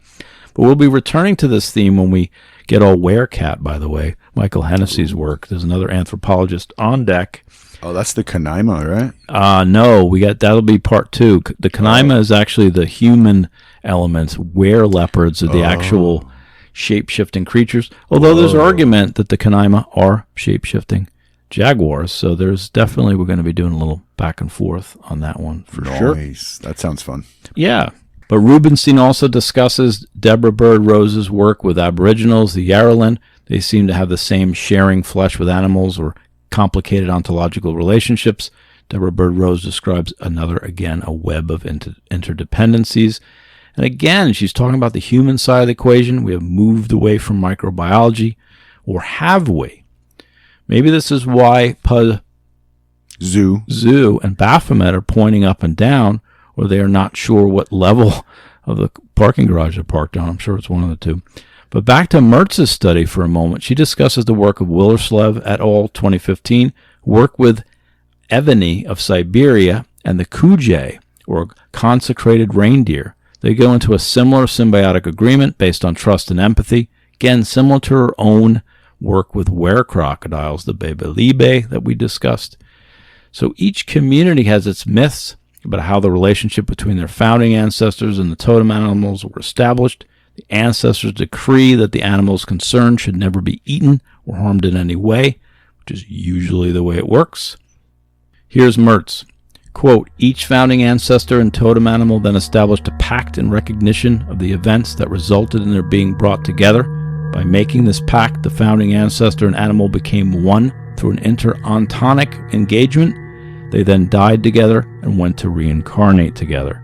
So that's from Mertz's Crocodiles Are the Soul of the Community, an analysis of human-animal relations in Northwest Benin, and back to our were-croc, and actually a mausoleum callback as well. That was a great episode, that were-crocs one, man. I really the rock turning into the crocodile and the person turning into the crocodile so that they can communicate directly. Well, the shaman turning into the crocodile, and then the rock turning into the crocodile. So right. One is a shaman. And then they could talk in crocodile, and then the shaman could come back and tell everybody what the rock said while they were crocodiles. That was one of the coolest. Yeah, it's episode 43, if anybody hasn't heard that yet. The shape-shifting crocodiles, crocodile rocks and were-crocs and socks. Nice, thank you. I like that title. And the interontonic relationship we came up with that best captured that, and it didn't really capture it, but the closest we could get was Jadzia Dax from Deep Space Nine and the Trill Human Alien Host thing. Oh, yeah, totally. Wasn't close enough, but it was close, because they reincarnate together, but Jadzia Dax, and they do share this consciousness to some degree with the Trill. But it's deeper with this ontonic relationship, a true enmeshment, even one step kind of further. I always love a good Deep Space Nine reference. There you go. But on a broader mythic sense, even Joseph Campbell makes a note how time and time again these pacts between man and beast date back to the time of the Wild Hunt and beyond. And it brings us to the next reading. The main point of all such legends is that between the animals hunted and the human communities dependent for survival on the offering of themselves, there has been a covenant established, confirmed, and reconfirmed in certain rites performed in relation to certain fetishes. Both the rites and the sacred token have been delivered years ago by the animals themselves to ensure that when they had been slain, their lives should be returned of the mother source for rebirth. And reciprocally, when such rites were performed and the mystery of the order of nature thus recognized, the food supply of the human community would be assured.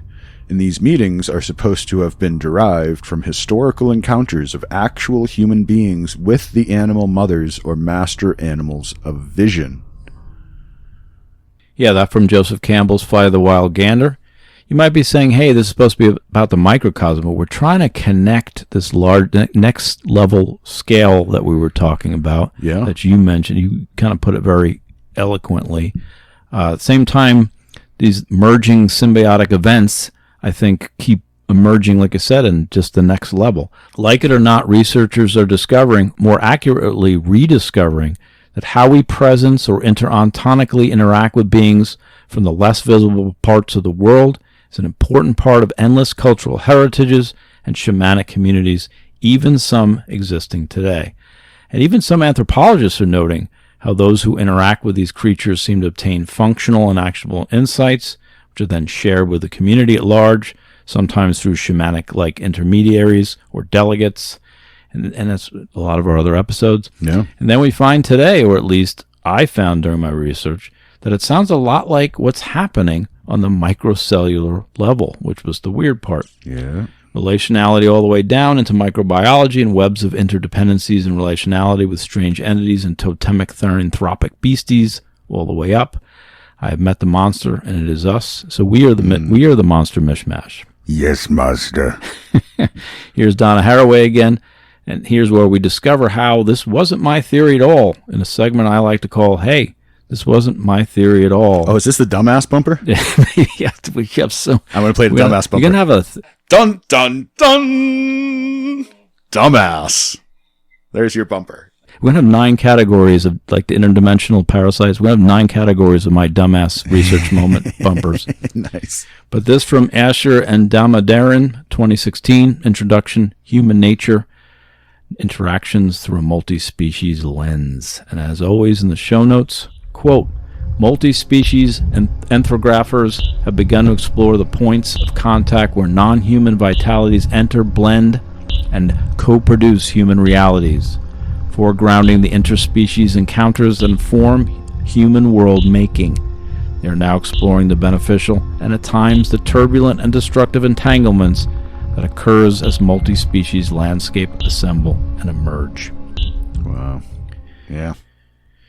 And here's one last one related. Leslie Zubedia, channeling a study by Kursky and Hamrick, 2010. So I'll quote, multi-species or interspecies becomings arising out of the mingling of creative agents.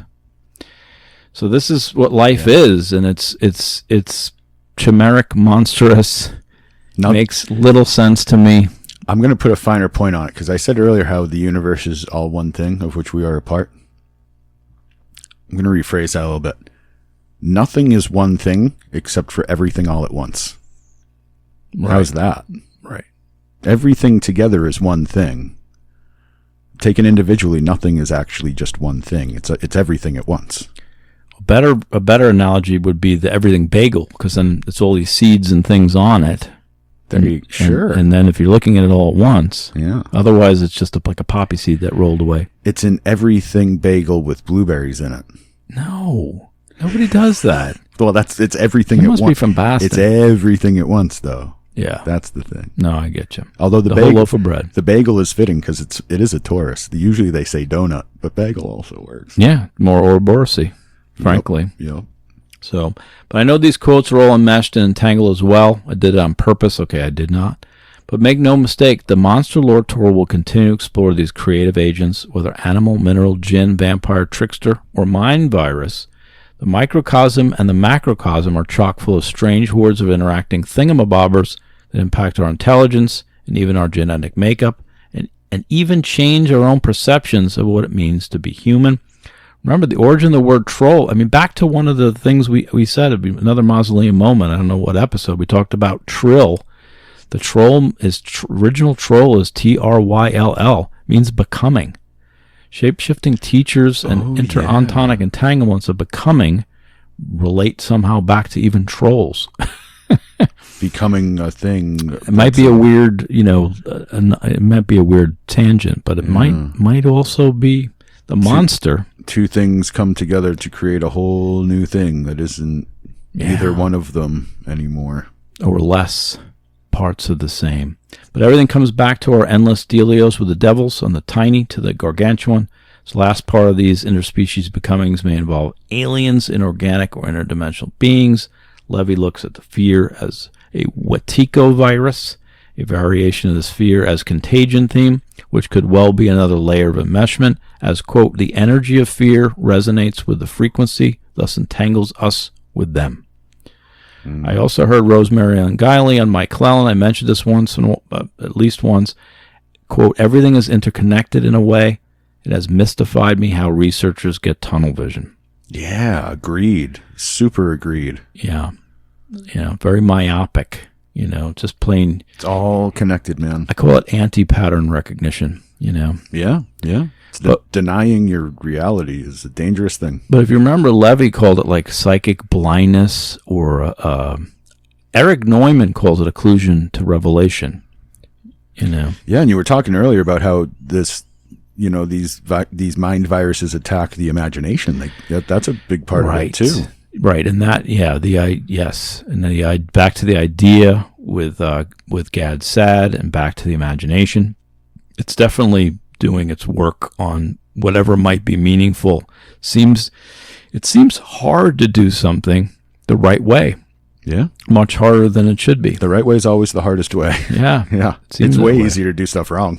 But let's end this part of the micro again, but from the Dow physics guy again, or that web of dependencies guy, Fritjof Capra.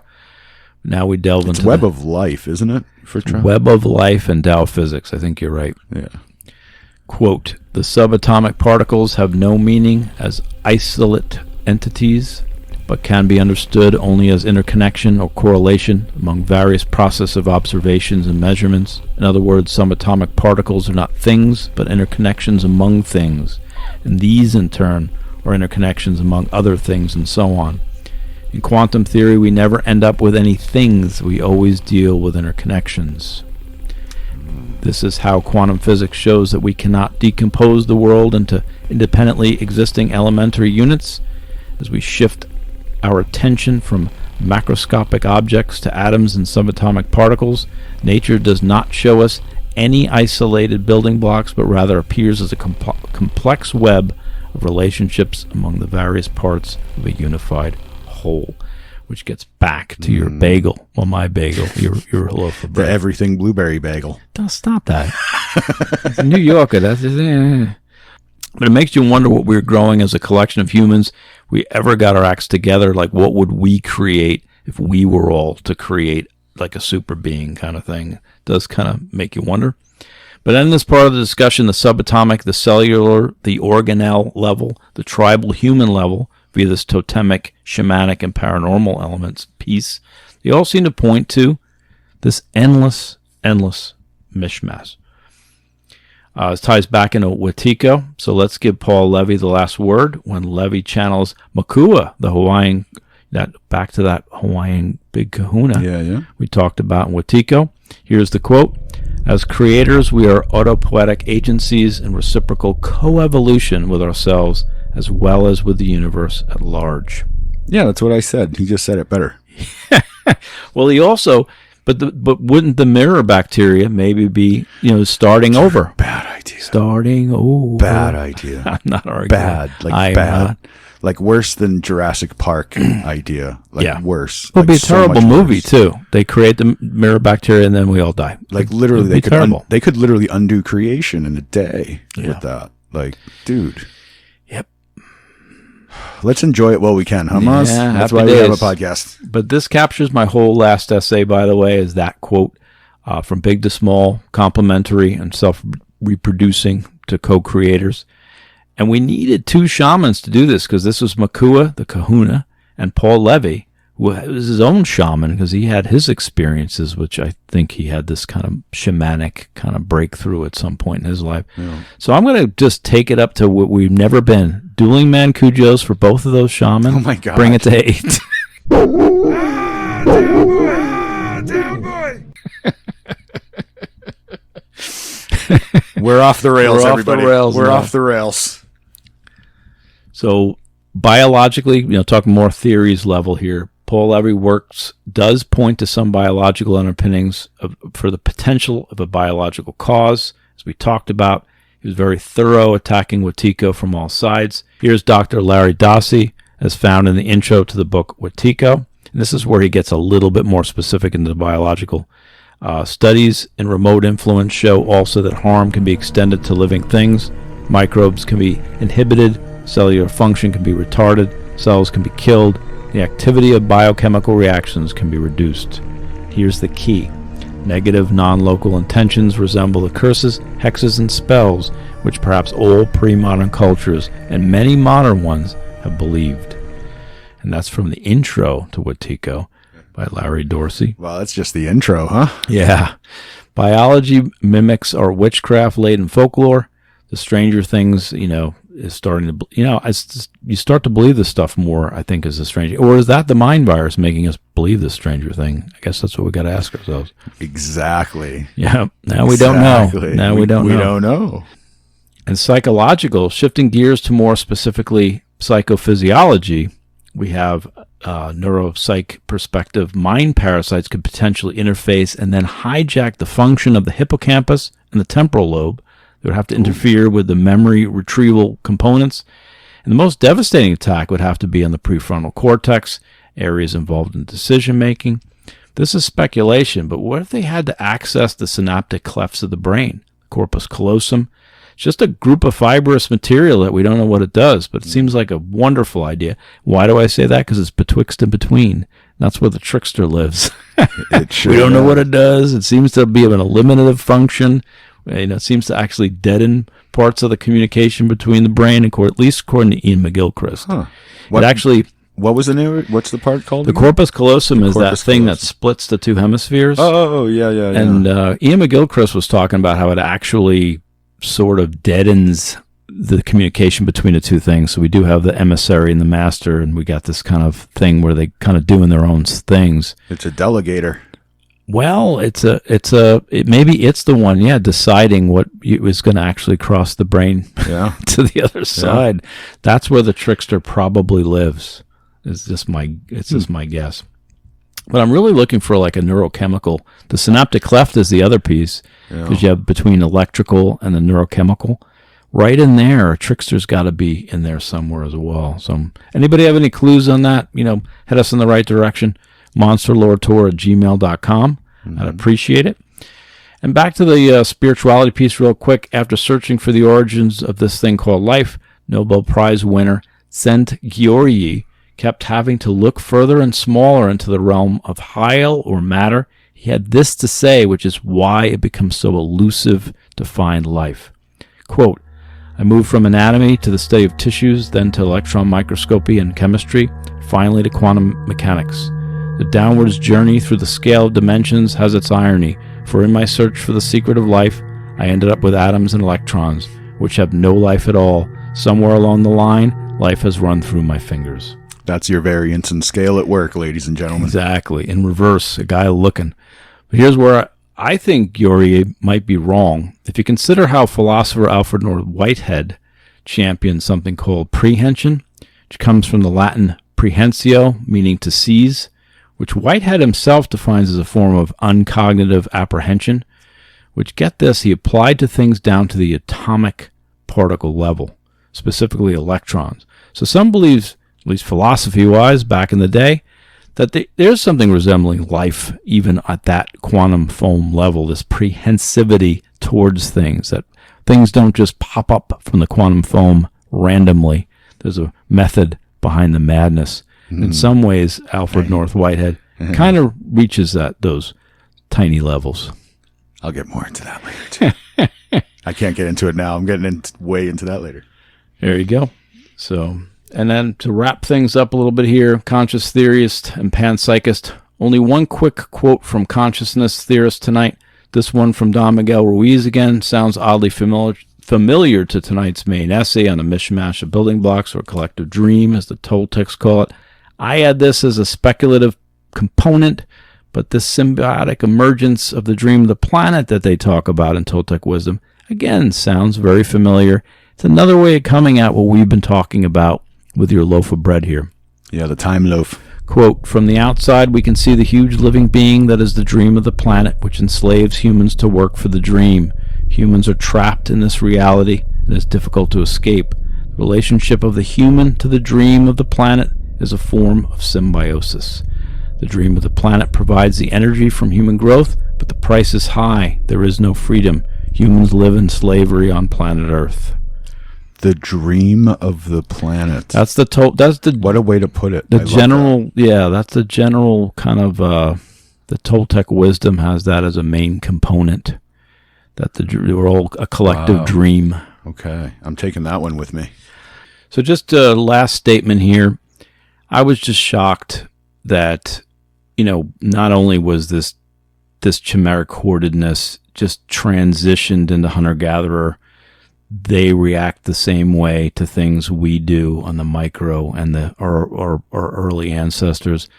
And then it shifts into totemic and all these creature teachers and all these half animal, half beasts that are still haunting and plaguing us. It really was just made such a soup for me, from the small to the big, resembling, still happening, different relationships going on. Not just I was born and here I am.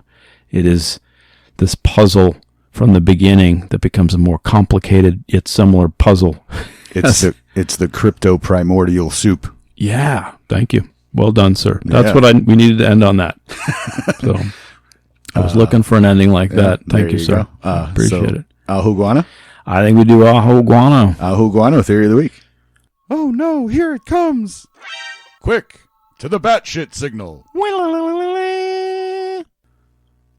I'm kind of excited because I have an El Guano. Can I go first? Do it. So I have mentioned a theory of mine on this podcast a couple times in the past about how we only exist as collections of figments of each other's imaginations. Right.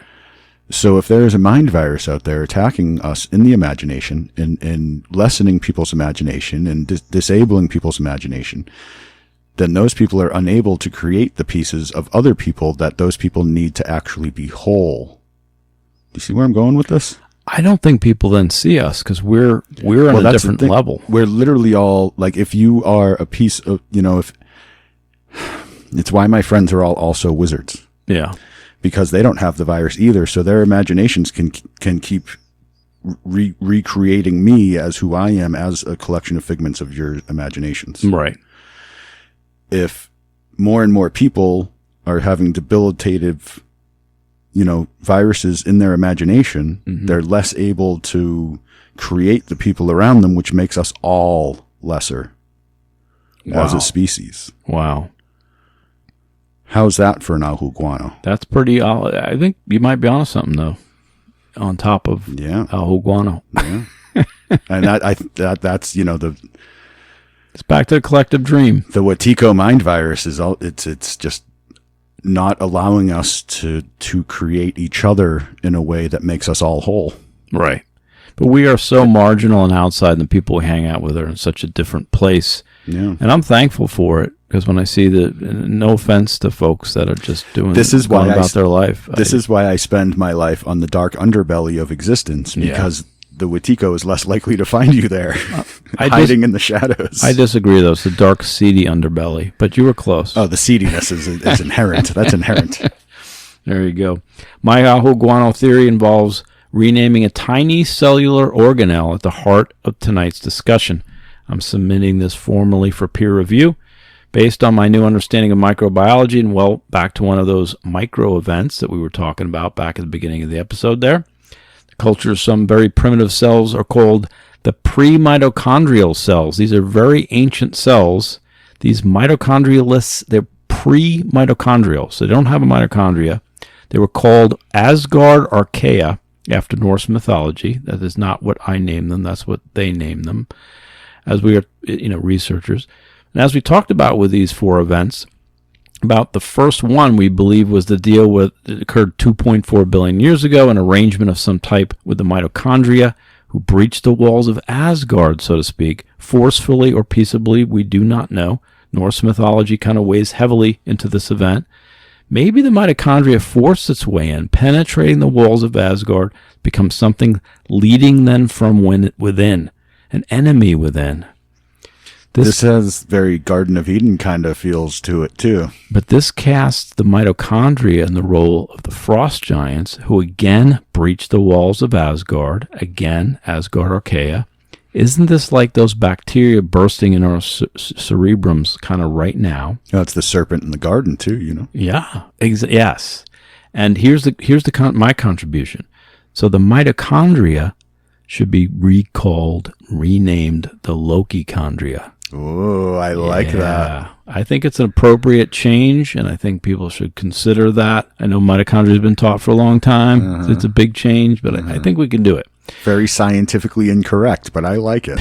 Well, then the nucleus could be Odin, and the ribosomes could be Thor. I mean, we could just take it where we need to go. I am the god of thunder beans. Cytoplasm can be mead. Ooh. This universe is getting better, man. I like that. Anyway, if our vast ML2 community has any microbiologist friends, as usual, I'll put their name first on the Nobel Peace Prize. I don't think if you just rename something, you probably get that much credit. But it does bring us to Sir Richard Scullymuggle's Skeptics Review. You're full of crap, and that's the nicest thing that I can say. I think for this side of it, back to the Wetiko, they're going to dismiss every corner of this episode, despite the fact that we heard from cryptozoologists, anthropologists, philosophers, trickster archetypes, and even microbiologists, which to my understanding, are very tiny, yet still very intelligent biologists. But I don't know, Jeremy. I feel like the Scullymuggle menace ignores the Wetiko and the Monstrous Microcosm at their own peril, I mean, why would they even look at a world like this and think it's so materialistic? It makes no sense. Yeah. Reductionism doesn't work at all when you look at this. You can't reduce it to anything. The Nobel Peace Prize winner went from big to small, found nothing, got lost in atoms, got really angry, won a Nobel Peace Prize, probably threw it against the wall when he got home. I mean, why do you think this makes so much sense? It doesn't. That's why we have a podcast. Yeah. Yeah. Yeah. I mean, yeah. It's our perceptions are not reality, but our reality is based on our perceptions. We're kind of doomed from the start. Yeah, and then language muddles it even further, which is why the next episodes are going to be performed in a series of grunts. Yes, I'm still working on the script for the Quest for Fire audio play. Clan of the Collapsed Wave Bear. Oh, nice. Anyway, that brings us to our Wolfman Puck, my favorite segment. Mine too. Wolfman Puck's Cryptid Culinary Corner. Your entree, sir. Smells good. Do you want to go first? You don't have anything. I better go. What are we eating? Well, you're supposed to give me a basket ingredient. All right, your basket ingredient is something microcellular. Ooh, I know what I'm going to do. All right, you can't have come up with something that quick. What was that reference you made to shrinking the people down and stuff? Honey, I Shrunk the Kids. Yeah, you shouldn't eat little children. I'm gonna completely reverse. I'm gonna reverse the spin of the Honey, I Shrunk the Kids paradigm on a molecular level, mind you. And I'm going to take that first amoeba and blow it up to like 6 feet across, like big. I'm going to make that the first amoeba. I'm going to find it and I'm going to blow it up to like person size. I'm going to cook it and eat it. Well, I'm going to kill the first amoeba from which we all evoluted. What if that gets away from you? And this is worse than mirror bacteria. And I'm going to serve it with a cytoplasm-based blueberry mead. Wow. You know, mic drop. For never thinking, did you think about any of this ahead of time? I mean, it isn't that good. I don't want to give you that much credit, but it was still pretty good if we're on the moment. I'm going to physically devour the first amoeba from which all life evoluted. I think Homer Simpson already stepped on that, if I remember the Simpsons episode. It's like a butterfly or something. Yeah, like the first. No, it was the thing that crawled out of the water. Probably. No, that's why he's the language virus. Homer Simpson is the mind virus? That makes a lot of sense. He's the language virus, because he stepped on the thing that first came out of the water, I think, in an episode. I'll have to look into that. Yeah. Interesting. He got the word dough, D''OH, into the dictionary. Yeah. If that's not breaking the mind virus a little bit. That is Watiko in action. In action. Well, I'll be serving pasta prima paramecium, which if you collect all the paramecium from a large pond or a small lake, you should have enough to make a wonderful bolognese sauce for at least one person ordering from the kids' menu. And the salad will be made with chloroplast from the same lake or puddle, served with an eyedropper of raspberry vinaigrette. I will be pairing tonight's meal, of course, with a microbrew, which you can imagine your favorite beer, because you're not actually going to drink it. It's going to be like on a microscopic slide, and you're just going to have to look at it, maybe lick the slide when you're done. Who are you feeding this to? Well, I just saying everything's small. That's what I went with. Feed it to the bees, man. Feed it to the bees. This bee is going to Cuba. I think we should take this podcast to Cuba right now. This podcast is going to Cuba. I don't think they let us in. And if we do make it over there, they're not going to let us back. Yeah. Well, I'd rather, no. Yeah. They have good cigars. Can we sneak into Cuba just for the irony of it? Nobody does that. Well, that's what I mean, just for the irony of it. Yeah. I do have a friend who told me this great story. He is, in fact, of Mexican descent. He has this story. He was mad at his parents because they never taught him to swim. And one day, this is a true story, he went up to his parents and said, "Why did you ever teach me to swim?" He goes, "Mijo, you're in America now. You don't have to." Yeah. We already did that for you. That part's done. That part, ancestors had to do that, man. Yeah. That was an awesome story. I mean, anyway. Okay, then. Okay, then. I guess we're done. Anything to add or subvert before we wrap up this monstrous microcosm episode? I subvert this entire episode. This is under protest. It's scary stuff, dude. It really is. It actually makes me.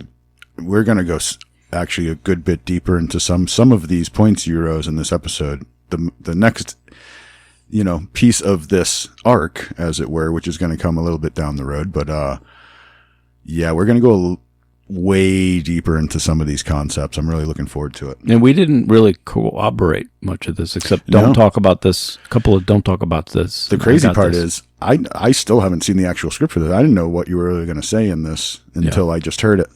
And the side trail's going to go so well with it. It's fucking great. Awesome. It's great. Let's do it. How it lines up. So let's get out of here. We're going to go record that side trail. Until the next time, to all our fellow paranerdalists out there, have a good one.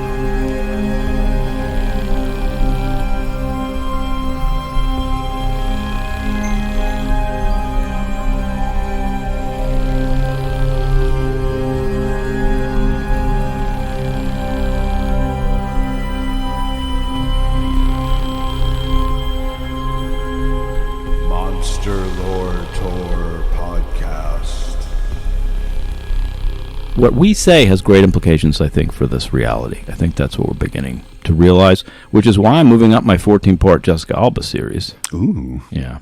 14? Shut up!